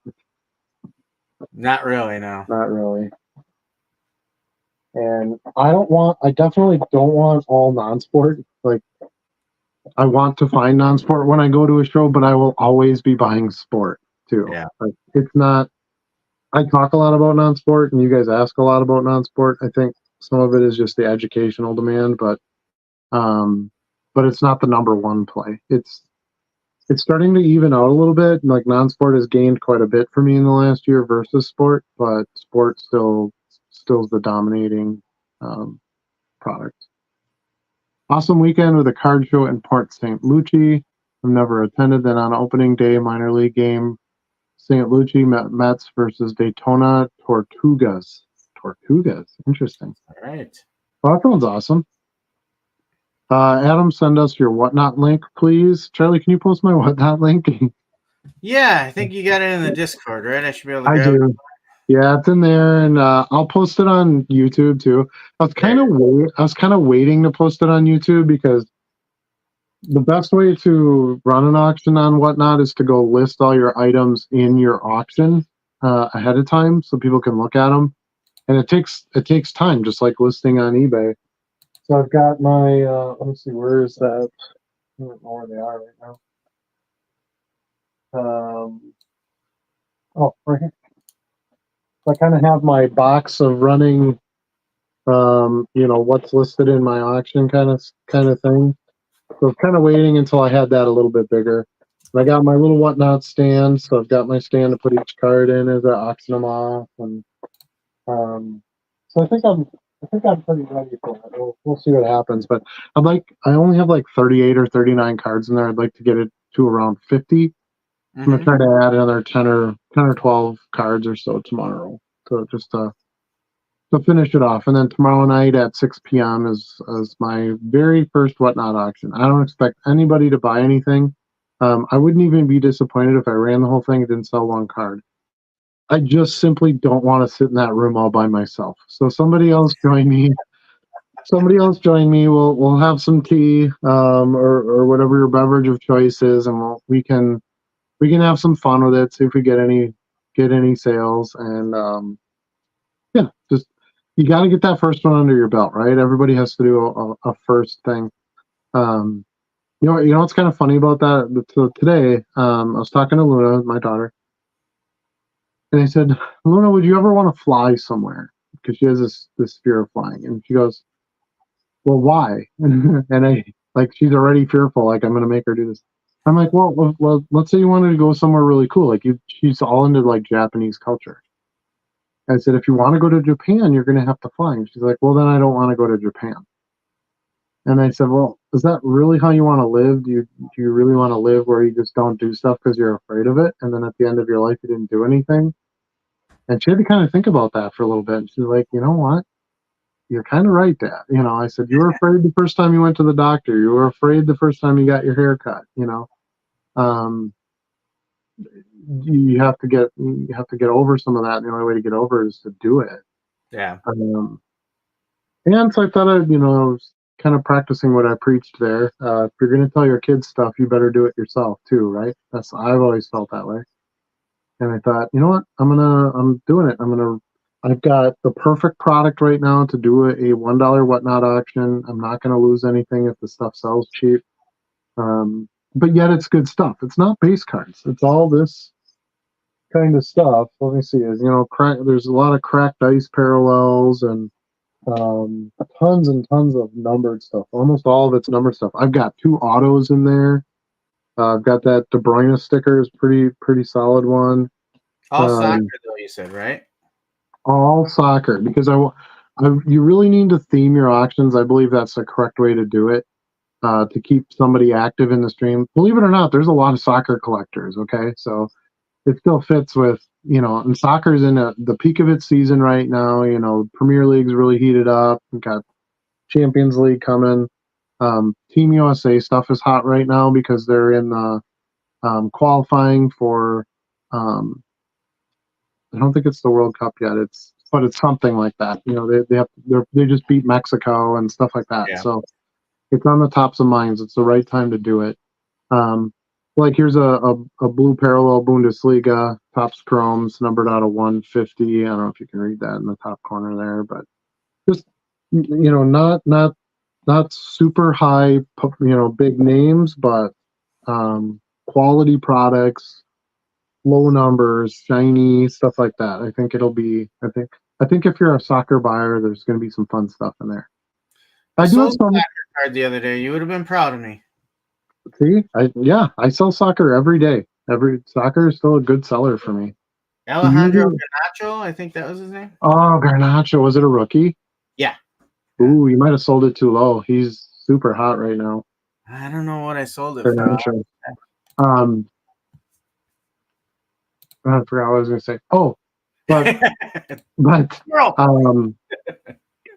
that's where I think it's going to be good to do it on an auction, because I feel like if I sit those in my store, they might sit there for a bit just because they're not the bigger names. But if I can get somebody who's truly interested in soccer or even wants to move some soccer, even if you want to buy them to resell them, I don't care.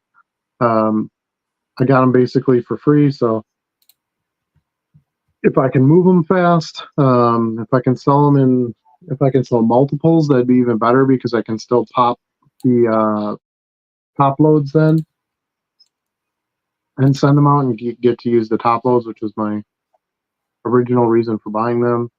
But I figure it's a good way to test that auction site and see how it does. Yeah, you might be right, Adam. I might have sold it a little too cheap. Yeah.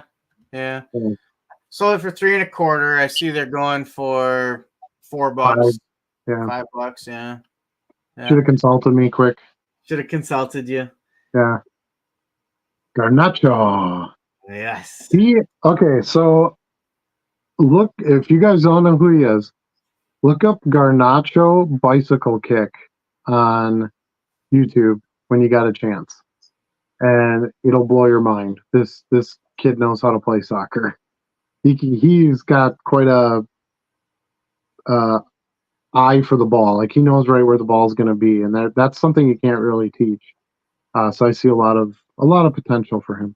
Gavi's kind of like that too, who was a rookie last year. He plays for Barcelona, but Gavi is tiny. He's a little, like, smaller than Messi, like probably same height but smaller build. And he has a hard time at the pro level. He just gets banged around a lot. So his talent doesn't get to come out quite as much because he's not able to hold his ground as well. Okay. But Garnacho he is. I mean, nobody is Erling Haaland. That guy is like a beast among men.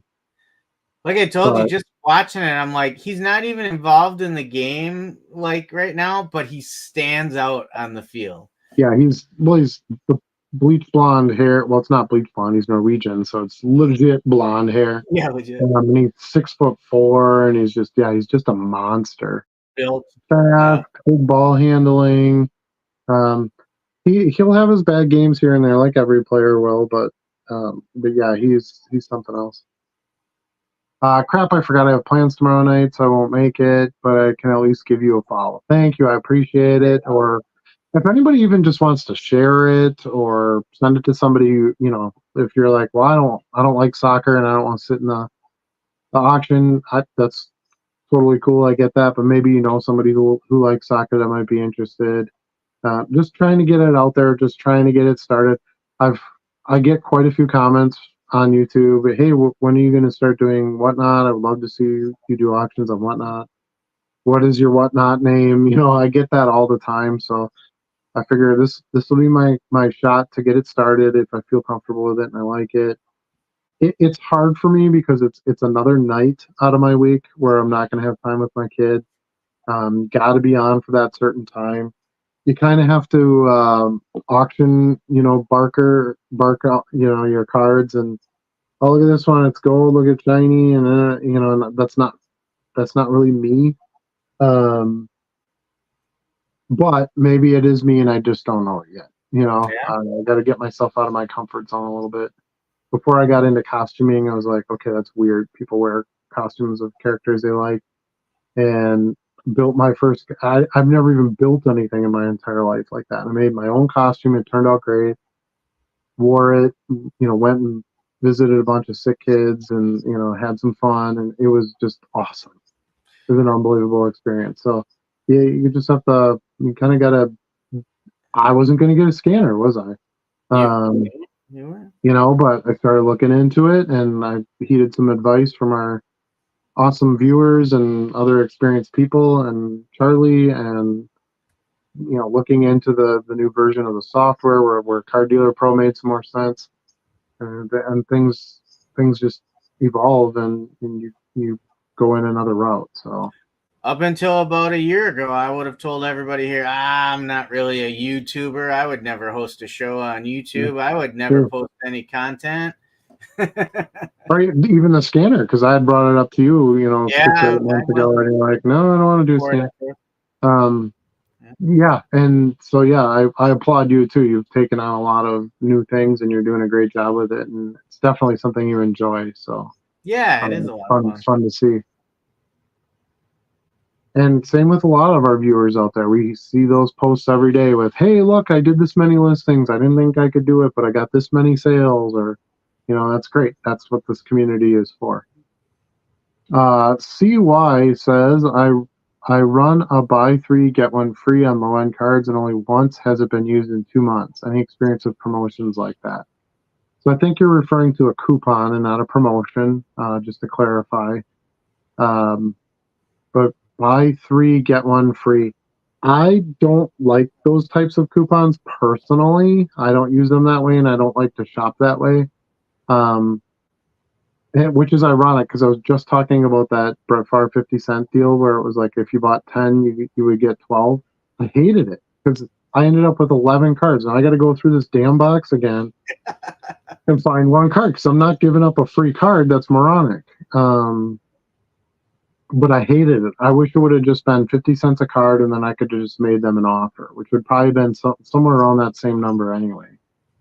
I would rather do, okay, you buy 10 cards, you get 20% off, something like that, so that if they're finding their numbers, they're okay. If not, they don't feel forced to have to go get something else to get a discount, I guess. It's still a tag on sale. You're still probably going to increase your numbers in your sales, but it's not as, I don't know. That's just, I don't run my coupons that way. I don't do buy this many, get so many free. I do a buy this many, get a percentage. So you might want to try that. Maybe try a different type of coupon and see if you have more success with that. Yeah, I would agree. I know we typically do the buy X and get Y amount off. Mm-hmm. I tend to agree with Adam. Like I always get caught in that middle period where it's like, oh, I got to find 1 more card, but this was really all I wanted, So I would try some different things. I would also take a look at how it's promoted. If you have a store, do you have a banner out there with it? Or are you just letting it list on all the listings? Try some different things. Use the newsletter to promote it a little bit. I know, Adam, you use the newsletter a little bit more than I do, but I think the newsletter is a good touch as well. I've done it a little more of late, and I feel like it's driven some results. In fact, there's on your marketing page, you can see the results of the sales uplift on your newsletters and coupons and stuff like that. Yep, your promotion sales. Yep. Mm-hmm. Yeah, there's good tools on eBay. Use those, but yeah, I would maybe try to think of it this way, right? So this is the coupon that you set up. It's definitely not working, as you're saying. Well, then you need to do something different. There's really no other way to look at it. So just try a different. It's not that coupons don't work or they're bad, but I just think the one that you're using is just not getting you what you need. So you try to do a new one. You got to think about, what do my customers want? What are they most looking for? And if they're not going for what you got out there, you most likely are missing the mark a little bit in reading your customers. So like Adam said, try something different. Yeah. Joe says customer has 4 items in cart and can't get an invoice with combined shipping. So what can I do for them? I feel like eBay has been not so good at the combined shipping lately. I've been getting more of like a customer checks out and they have 4 cards in one order and 3 cards in another order. I'm like, why would they do that? So I think some of that combining is maybe not working as great on eBay's side. What you could do with that is I would just create a separate listing with those 4 items and just have them buy that listing. It actually will save you some money too, because you would only pay one final value fee.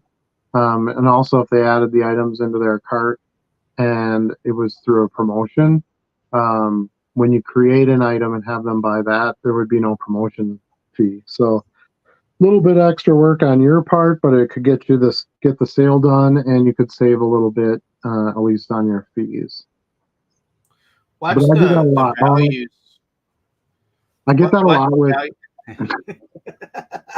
I get that a lot with international buyers. They'll want, especially like Star Wars cards is probably the biggest example of that. They'll say, "Hey, I want these 4 cards, but eBay wants me to charge me like $16 per card or something like that to ship it international." I'll say, "Oh yeah, no problem. I'll just make you a listing." So I make a listing, and then they just get charged the $16 fee or whatever the heck it is for the shipping. So it's a way around it, and you're not breaking eBay's rules. You're still selling it through eBay. But you're just creating a listing for that shopper. Speaking of breaking eBay's rules, it's kind of funny. They must have bots looking at messages or something when you draft a message to a buyer.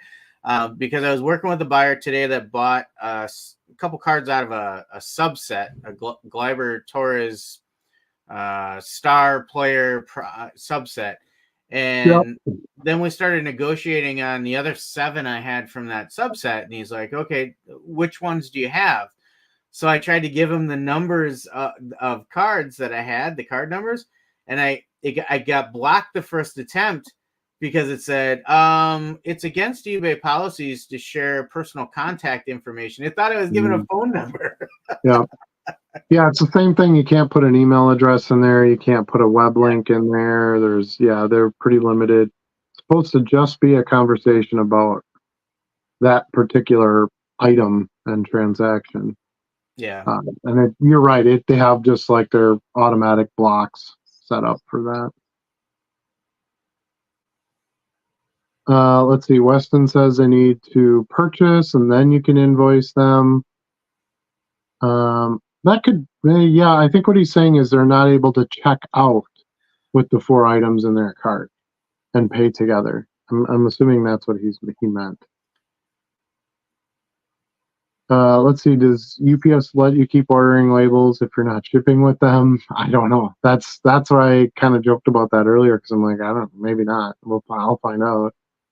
I got 6,000 free labels, so it was worth the effort. Yeah, even if it's just one time, it works. Right.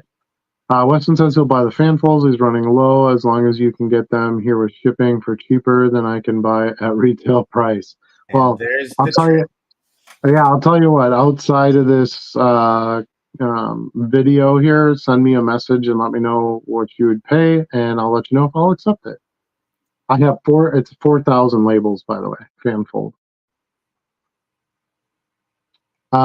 Keith is here. What's up, fellas? Had a big weekend at the Raleigh Card Show. Sounds like everybody went to a show this weekend. Nice, Keith. Went through my pickups and my numbers look good at per card cost. Also picked up a few PC items that I thought I'd share. There you go. Awesome. Yeah, my week always starts out better when I had a good card show weekend. I don't know. It just feels like I have like fresh inventory here. I've got supplies to use. I don't know. It just feels right. I always feel like it's a little bonus win too if I find a card that I'm like, I just want that for me. Because so many of the cards I get are just a transactional buy, like there's no attachment to. And then every once in a while I'll see one and I'm like, I want that for me, and that's gonna stay on my shelf, and I'm gonna get a good deal on that too, you know? Yeah, especially if you can get it like thrown in with stuff you buy to resell. Like, dude, it didn't even cost me anything. I'm just taking one of the freebies, you know? Yeah, that feels pretty good. I would agree. Let's see here. Peter says minor league opening days this weekend. Is anyone looking to catch some MILB? We're catching Mets at Daytona. Yes, a new card show. Yeah, I know. I had to sleep on the couch last night. My kid and my dog didn't want to sleep upstairs because we kept hearing the big from all the snow and glop falling off the trees onto the house. It wasn't too bad on the first floor, but come upstairs here and it was pretty loud. So that's why fans on high are nice. Yeah, that doesn't work too great with a dog. Like they know what's going on. Yeah. And we had the Luna had the air mattress set up in her room already because she had a friend sleep over last weekend. So we literally just pulled it out of her room, dragged it downstairs, threw it in the living room, and then we slept down there. So it's fun. It's fun once in a while to do a camp out. It's snowing out and did a living room camp out. It was good. But yeah. Well, sleep was good. Yeah. And I still had to get up early and do all the things, of course. So minus the snow removal because I have a plow guy, thank God. It's supposed to be like 50 this weekend. I'm like, it'll be fine. I'm keeping one of these for my PC this time. I know you are, but what am I? I still think it's funny when you post as me. I know. Like you could say anything. Allegedly. I mean, I thought you posted that. Right? I know. There's our Discord invite link again if anybody needs it. We had been asked for that earlier, so go ahead and use free to use that and join the ultimate Discord conversation group that has ever been made in history. Go. Yeah. The greatest Yankee ever, our Discord group. Yep, Eugene. Yeah, right. One interesting seller had player stacks of 40 cards for $10 each. Picked up Rice, Staubach, Babe Ruth, and Hank Aaron. Really like those pickups. That's awesome. I would have bought some of that. They did a lot of the work for you. Yeah. That's one of the things that, in a way, is kind of frustrating about a big show because I feel like sometimes I'm just $1 late and too short how's that go? Day late, $1 short. Yeah, day late and $1 short by the time I get to a table because you can't be at every table first. It's not possible. We got to the show almost a half hour early, and it still felt like I was behind. Really? Oh yeah, because it's just so busy. And then you have to walk from room to room. It's not even like it's all in one spot, so you have like hallway time to walk and stuff to anyway. Excuse me. My minor league team offered me a promo to try to catch a ball pregame in the outfield would be either really cool or really humiliating. Yeah, that's risky, man. I'd rather try and catch a hot dog from the hot dog gun. Yes, exactly. If you don't trip, it'll be a success. More worried about pulling a Jose Canseco. Yeah. Charlie, I also play MLB The Show, and I do realistic franchise rebuilds. Currently doing White Sox. Wow. Nice. Maybe we'll have to play a game once in a while. Yeah. I really hope Topps brings back Fire for football. Yes. That would be great. I need Top. Dude, so, this past weekend, I was looking for my baseball Topps products that I like and soccer. And it's like, then I bought, of course, some football, some basketball, and it's Panini products. And the air just gets let out of me. Those products just aren't that good. Topps just makes far superior stuff. Merlin Soccer, one of the greatest products that's produced every year. The inserts are amazing. Yeah. I bought a Ronaldo and a Ronaldinho master insert out of those. Sold them both already. I mean, it's fire, pun intended. But yeah, if Topps can produce football and basketball products, game over. I won't be buying any Prism or any of that crap. I would definitely be buying these better products. Fire is sneaky too because it was a Target exclusive. Yes, they didn't print as much of it. Average Daves, I've not hit Eugene. Last summer we visited Tacoma and Everett. Lofi Joe, who is your minor league team? I don't watch any minor league. I got a bunch of T-shirts because I got them cheap at the National. Do you ever go to a Timber Rattlers game? Sure. Yeah, they're fun. I mean, you go there for card shows. You must have seen at least a game once there. I have. I've actually been on the field a few times because we do a Star Wars game every year, and we would go out on the field, and our Vader would throw out the first pitch, and then the fireworks would go off, and yeah.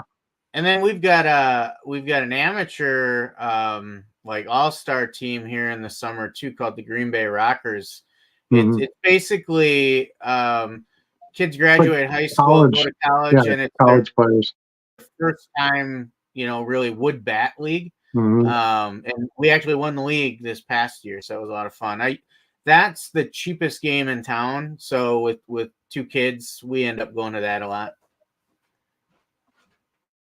Yeah, they used to be the Booyah. Oh god, the Booyah. Yeah, so many names. And then it was the Green Bay and the Bullfrogs. The Billies. Yeah, the Bill. Yeah.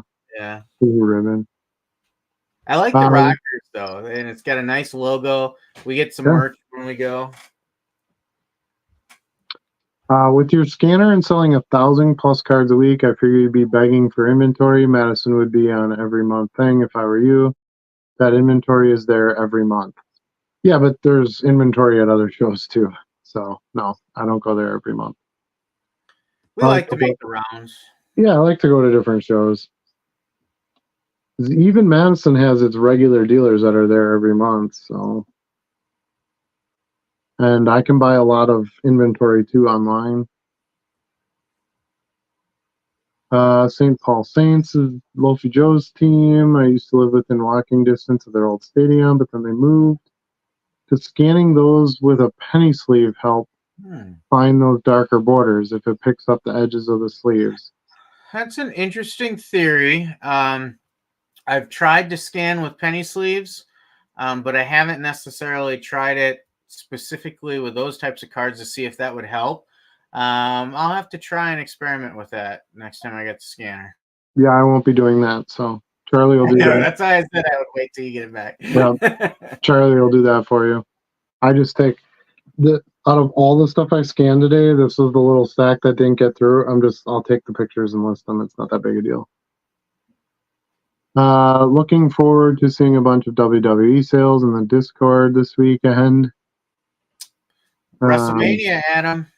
I sold a couple of NASCAR cards today too, so that stuff's moving a little bit better. Yeah. What's up, fellas? Baseball card curmudgeon is here. Welcome to the show. Hey guys, what's up? You guys have a good way of handling a situation where you lost an item ordered by a customer. Where I lost the item, if I lost the item, I either replace it or I refund them. There's really no other options. If the post office lost it, I'd be careful a little bit about throwing the post office under the bus all the time, because remember, if that's the customer's opinion of the mail delivery service you use, it might hurt sales. So, but anyway, they might work for a post office. They might. But yeah, if it got scanned, meaning the post office confirmed they received it and it never got delivered, then I just refund and I file the claim and get my money back. So that's how I handle those situations. Yeah. There's been once or twice where I just, for whatever reason, I couldn't find it in my listed inventory. And often later, a month later, I'll find it stuck to another card. And I'm like, oh, that's where that went. But my philosophy on that is just be upfront. I tried something early on. I tried to order a backfill replacement quick from someplace, within 300 miles. That I thought, oh, I'll get this in a day or two. Yeah, that doesn't really work out. It's too unpredictable. And so I just be upfront. Hey, I'm sorry, but I can't locate the card in my inventory. I do have these other cards if you're interested in that. Sometimes I'll have a more valuable card that I'll say, hey, I'll supplement this card if you're interested. It's my mistake. I can't find the card. Or do you want to cancel? We can do that as well. Yep. And John kind of backs it up with, do you have a way to do this without getting dinged by eBay? No. If you refund the customer because that item was out of stock or was lost or whatever, that's on you, and you got to take that little hit. And as you do more and more transactions, you'll have more and more that will be completed correctly, and it'll override this one pretty easily. So let's see. My very first Whatnot auction is tomorrow night, 6 p.m. Central Standard Time. Yeah, I know. Thank God. 6 p.m. Central Standard Time, Thursday, 4/4/24. You like that? That's why I planned it out that way. Like, it's super easy to remember. 4/4/24. Whatnot auction. And it's going to be a lot of this super hot soccer. Parallels, numbered, autos.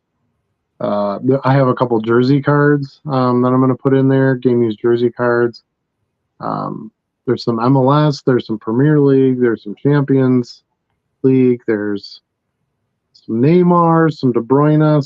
Some decent names in there too, along with some rookies and color, all kinds of good stuff. So hopefully some of you can join us tomorrow night. I know Charlie will be on it tomorrow night. It's questionable. So I have dinner plans with Grandma Jude's. The family's going over to Grandma Jude's for dinner. So I may be able to pull it up on my phone while my wife is talking to my mom and the kids are doing what they're doing. Maybe I can sneak away with my earbuds and jump on. I feel like Grandma Jude would be interested in soccer cards, so let's get her into the party. Bring her to the party. So what do you do with old yellow card savers and top loaders? If they're super, super yellow, I toss them. If they're a tad yellow, I don't care. I'm just using them as shipping supplies. Yeah. Then I'll ship them. But yeah, if they just look old and nasty, old, crusty, and you can't even see through them to see the card, then I don't bother. There's no value in that supply to the buyer then. The whole reason I like using top loads is because I feel like the buyers can reuse them or keep the card in that top load. And a super yellow one won't do that. Now, most of the time when I'm buying stuff, I'm buying them with cards in them, so they're generally not yellow. I think you'll find that more if you just buy like a bulk empty top load lot, then you're more likely to get some yellow stuff in that because there's no cards in them. It's just somebody dumping them. Let's see, I've sold several cards to buyers in Puerto Rico. Then I get an error. It says I can't print out the label on eBay Standard. I thought I saw something in your library about that subject. Yeah, you literally can't print the label. You have to put a stamp on it. So get a stamp, stick it on there. It's that one item that you have once in a great while that you mail out that won't be through standard delivery. There's not much you can do about it. Why would it just randomly not work for one, though?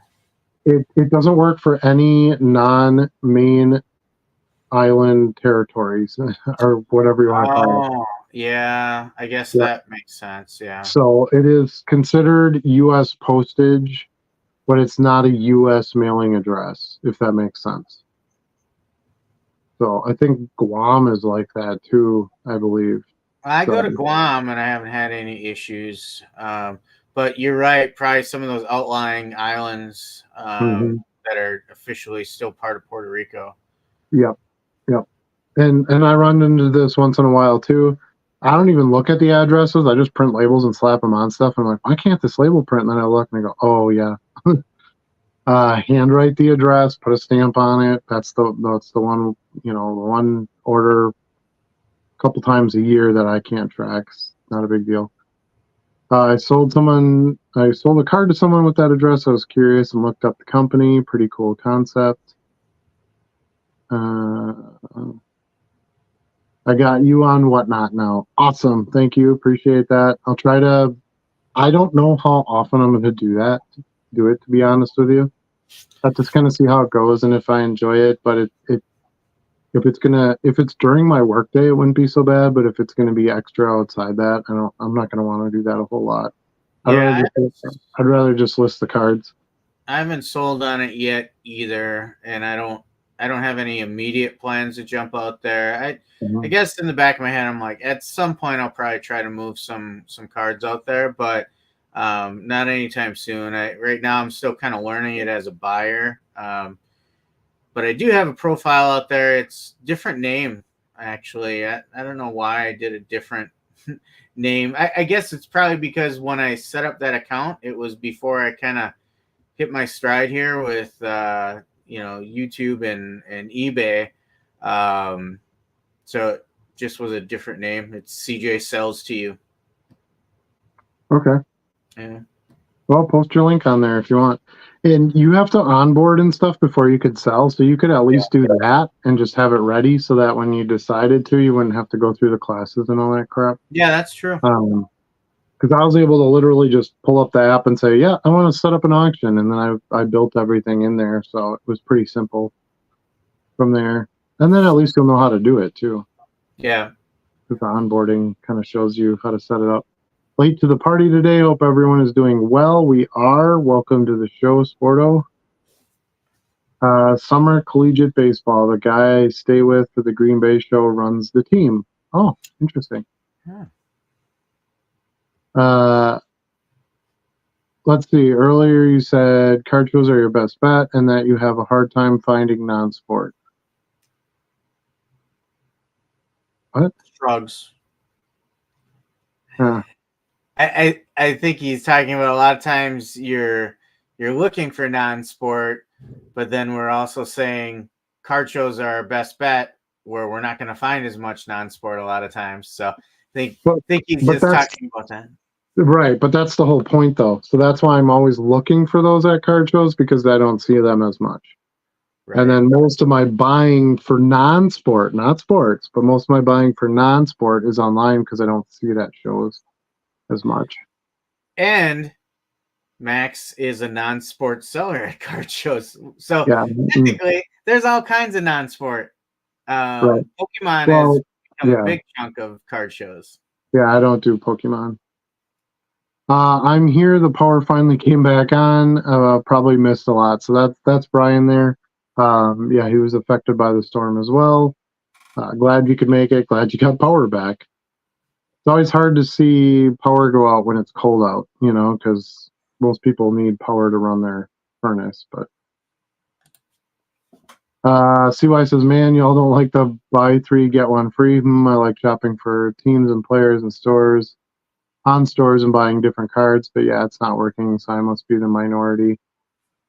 Yeah, I'm not saying that, it can't work or other people aren't looking for that, but you just said you're not getting the results, so that's why we were trying to say. And me personally, I don't like shopping that way. Got it. Stamp and pray. Yep, pretty much. Now, that being said, I've sent quite a few packages to Puerto Rico, and it's not just from this. I send a lot of international stuff with my other stuff that I sell, and I've never had a problem. So you should be fine. Make sure when you fill out the envelope, you write nice and clear and put the zip code on. If you've got the extended zip code, the extra 4 digits, put that on there. Try to make it as easy as possible for it to get delivered. But I think you'll be just fine. I even put sometimes I'll put, depending on how far it has to travel, I'll actually take some packing tape and kind of put tape over the seals and that too, just to make sure that it gets there. Because you're not going to have your label to put on it, since you're not printing a label. You're just going to have a stamp. Let's see. Joe says, I hadn't noticed that I had to go to shipping preferences to edit and allow combined payments and shipping. Well, that would do it. Yes, you have to have that turned on. I guess I was under the assumption you had already done that. I think Charlie had that problem early on too, didn't you? Yep. Mm-hmm. Yeah, and it wouldn't let you put more than one together. I don't know why it isn't just automatically that way, but it's not. I think a lot of sellers are like, well, hey, this sold and I didn't get paid. Why didn't I get paid? Because you didn't require immediate payment. So they just turned immediate payment on for everything, and you have to adjust it from there. Hey guys, I'm loving the Discord. My username is Sawsaw in there. Oh yeah, Sawyer. Okay. Yeah, we see you in there. Awesome. Thanks for contributing to the community. Sorry, my first chat didn't send. I sent a card to someone with an address of Get It Shipped International box. I was curious and I looked at the company. Oh, okay. Yeah, earlier you were like, hey, cool company. I'm like, all right. This makes more sense. International sellers send their cards. Yep. Yeah, there's a couple of different services that'll do that.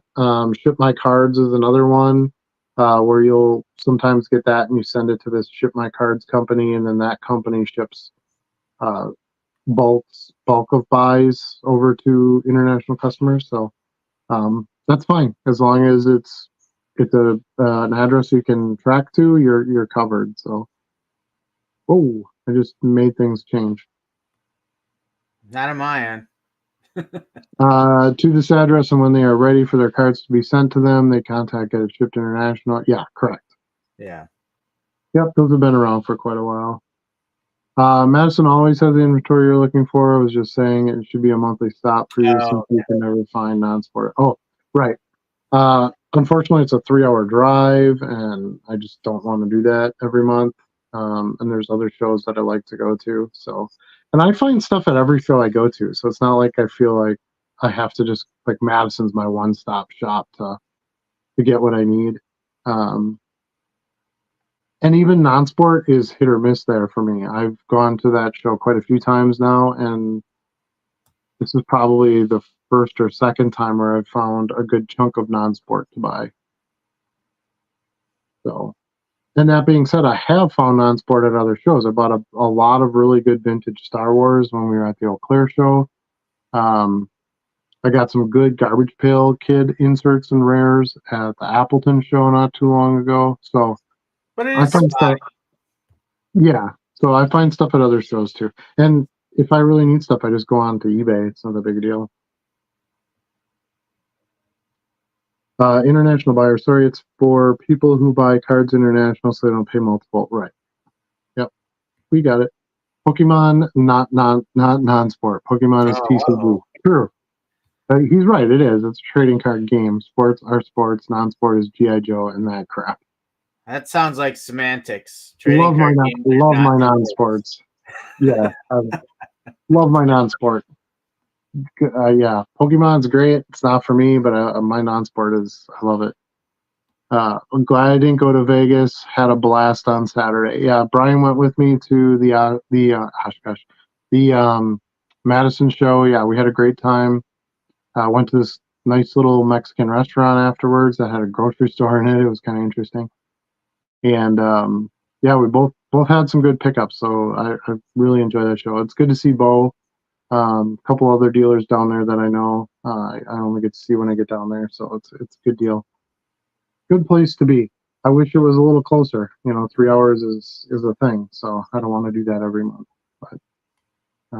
But definitely a show. If you haven't been to the Madison Card Show, it's definitely one to get to. It is free to go in, like free admission. It's in the Sheraton Hotel, right off the highway, so it's pretty easy to get to. 2 small ballrooms, 1 giant ballroom conference room, and then there's like setups in the hallways and stuff too. So the small ballroom got really hot though. Kind of think Chicago National hot. Like I had sweat dripping off my face. And I saw Bo a little bit later in the main ballroom, which was the temperature in there was fine. And he said, yeah, some kid passed out downstairs. So I was like, nah, you probably want to get that taken care of because that didn't sound good at all. But yeah, some of those busier shows, you get a lot of, bump to bump. It's tough.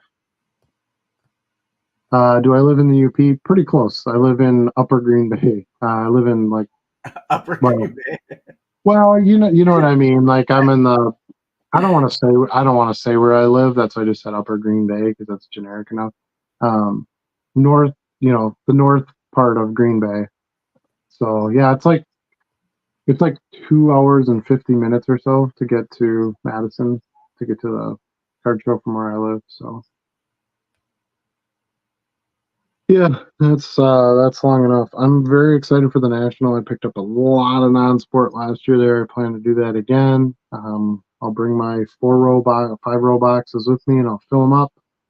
And I'll have that stuff to list throughout the year too.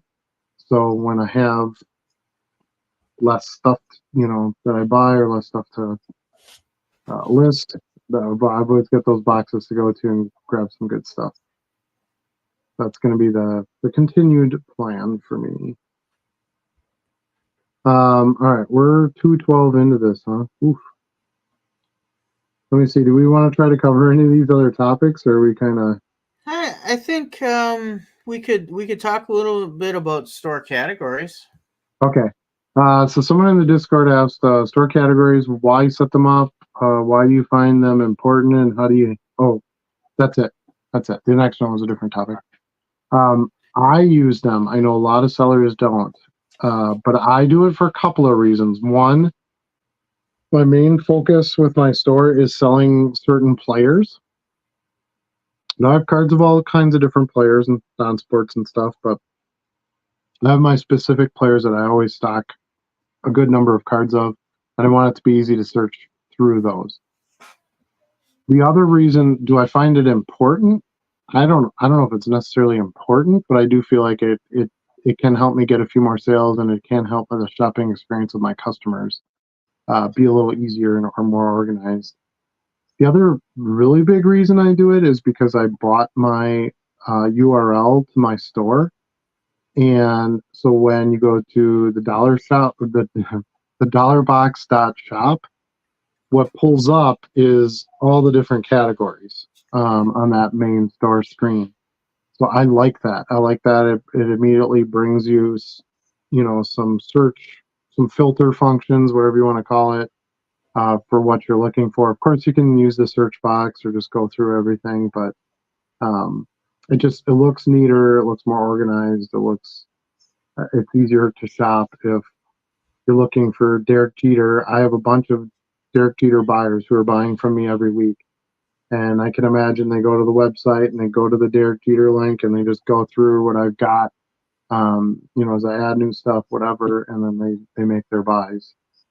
So I like to do that. I have like 62 or something categories built already. I think you're only allowed like 180 or 190, something like that. Something like that, yeah. So I know there's a limitation to it, but I can't, like most of the big name players I have on there, I can't imagine how many more I would be adding that I would hit that number. And if I do, I do. But non-sport, I keep it pretty generic. I do have a Star Wars category because I carry a lot of Star Wars. And then I have non-sport, which is where I'll generally throw everything. I've thought about making a Marvel category since I stock a lot more Marvel now than I did. Maybe Ren and Stimpy, like maybe some of those ones that, I'm going to regularly carry and have a good amount of stock of. I'd create categories for that. But at this time, my only non-sport is non-sport and Star Wars. So that's how I do categories. Yeah, and I echo some of that. The number one reason I do categories is because if I put myself in the mind of a buyer and I think about my own buying experiences, I absolutely hate it when I go to a store and I'm not looking for anything particular. I maybe just want to see what they have for baseball cards or football cards.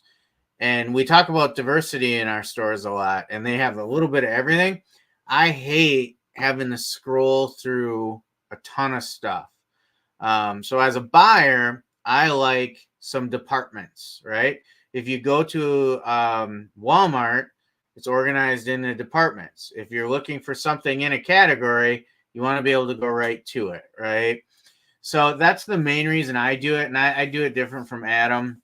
I don't have player categories. I have sport categories and some non-sport and entertainment category for like different movie cards or things that are kind of like a catch-all too.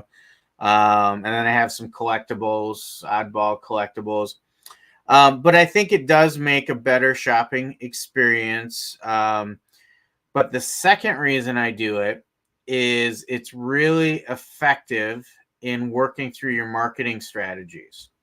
So you can then create coupons and sales events and use your store categories to put things that apply for it. So, yeah, for example, I did like a special baseball event for the release of Topps 2024 Series 1.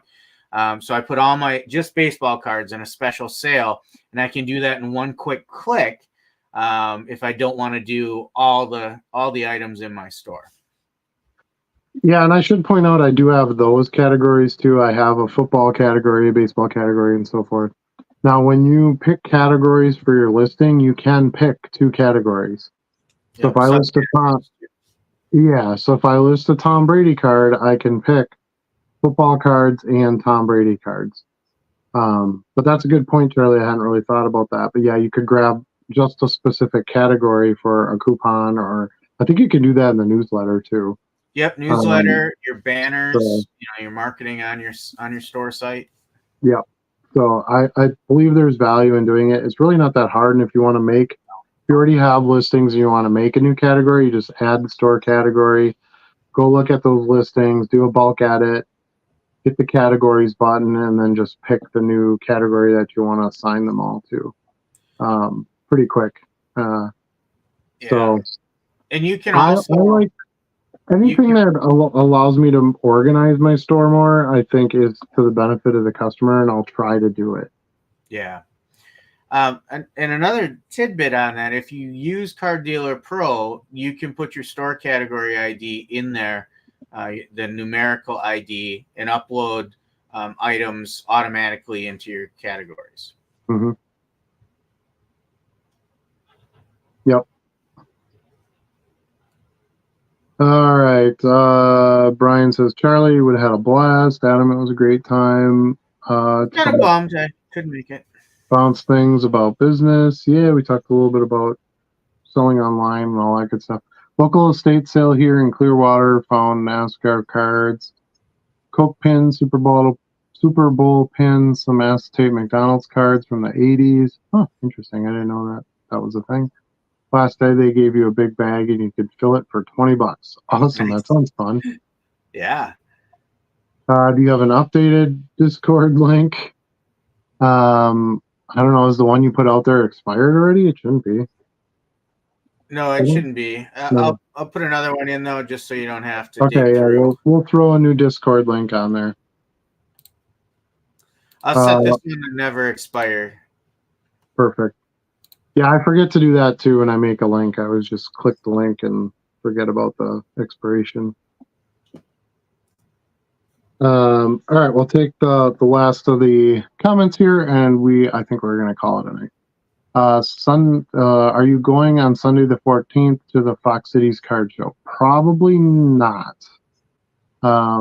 That's the day before taxes, so I don't know if I want to schedule anything just in case. And then also, we have the Green Bay show the following week, so I think that'll be probably be my next show. Unless I have.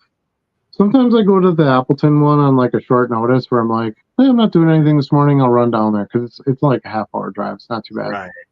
So I've done that before, and I always find decent stuff there. So I might decide last minute, but as of right now, I'm not planning to be there. You guys ever go to Rivers Bend? I believe that's a restaurant. Yeah, I've been there. It's been a while, but I have. They're pretty good. It's kind of expensive, right? If I remember correctly. Yeah, in the past it wasn't so much, but I know they had a fire a number of years ago, and they kind of redid some things and slightly rebranded, and I think they're trying to be a little higher end. They have like a champagne brunch every Sunday and stuff like that. Yep, there's our Discord link, so check that out and join us. We'd be happy to add you in there. I'll be, MD's going to be there, Hawaiian Pokemon shirt, of course. Are you going to the Fox Cities Card Show? No. Like 50-60 a plate, not bad at all. I don't know. That's bad to me. 50-60 for a plate. Yeah, it better be good. Okay, I will have graded Pokemon cards. There you go. So you guys got hooked up. You'll buy, you'll sell, whatever. You'll figure it out, I guess. All right, I think that's going to do that for this show. I did have a couple other topics. We did talk about whatnots. We kind of jumped to that ahead of time, but we also had questions about how to handle old inventory and try to sell through it. What do you consider old? And then also topics about best offer. What's your negotiating strategy? What do you do with lowball offers and so on? I think both of those would be good ones to cover. So maybe we'll throw it on the list for next week. We'll see. But anyway, that is what I have at this point. So I think we're going to let it go for this week, and we'll see you all next week. Thanks, everybody, for joining us live. If you're watching this as a recording, we appreciate you. Next time, hopefully you'll have a chance to catch us live and participate in the chat. We have a weekly show every Wednesday, 8 o'clock Central Standard Time. Me, Charlie, and the Stew. That doesn't really change. We're pretty standard. Once in a while, we'll throw in a guest or a family member or something like that, just to spark it up a little bit. But but that's what we do here. So we're hoping to keep this growing and get some more viewers every week. Join the Discord. We did post some links on there for that. If you're not in there, do that. I do have a Patreon where I post some extra content outside of my channel, so consider becoming a member there. I'll have at least 1 or 2 more videos this week. I'll try to at least get that card show stuff out. So much editing. But I at least want to try to get those out this week yet. And then, like I said, I've got a new selling thing that I'm going to be trying that we did not talk about tonight. And I'm going to make a video on that and kind of my strategy with that. So look for that video to come out soon as well. Anything you want to talk about, Charlie, or anything you got coming up? I'm good. You're good? Pretty easy. Thanks, y'all. Peace. Peace out.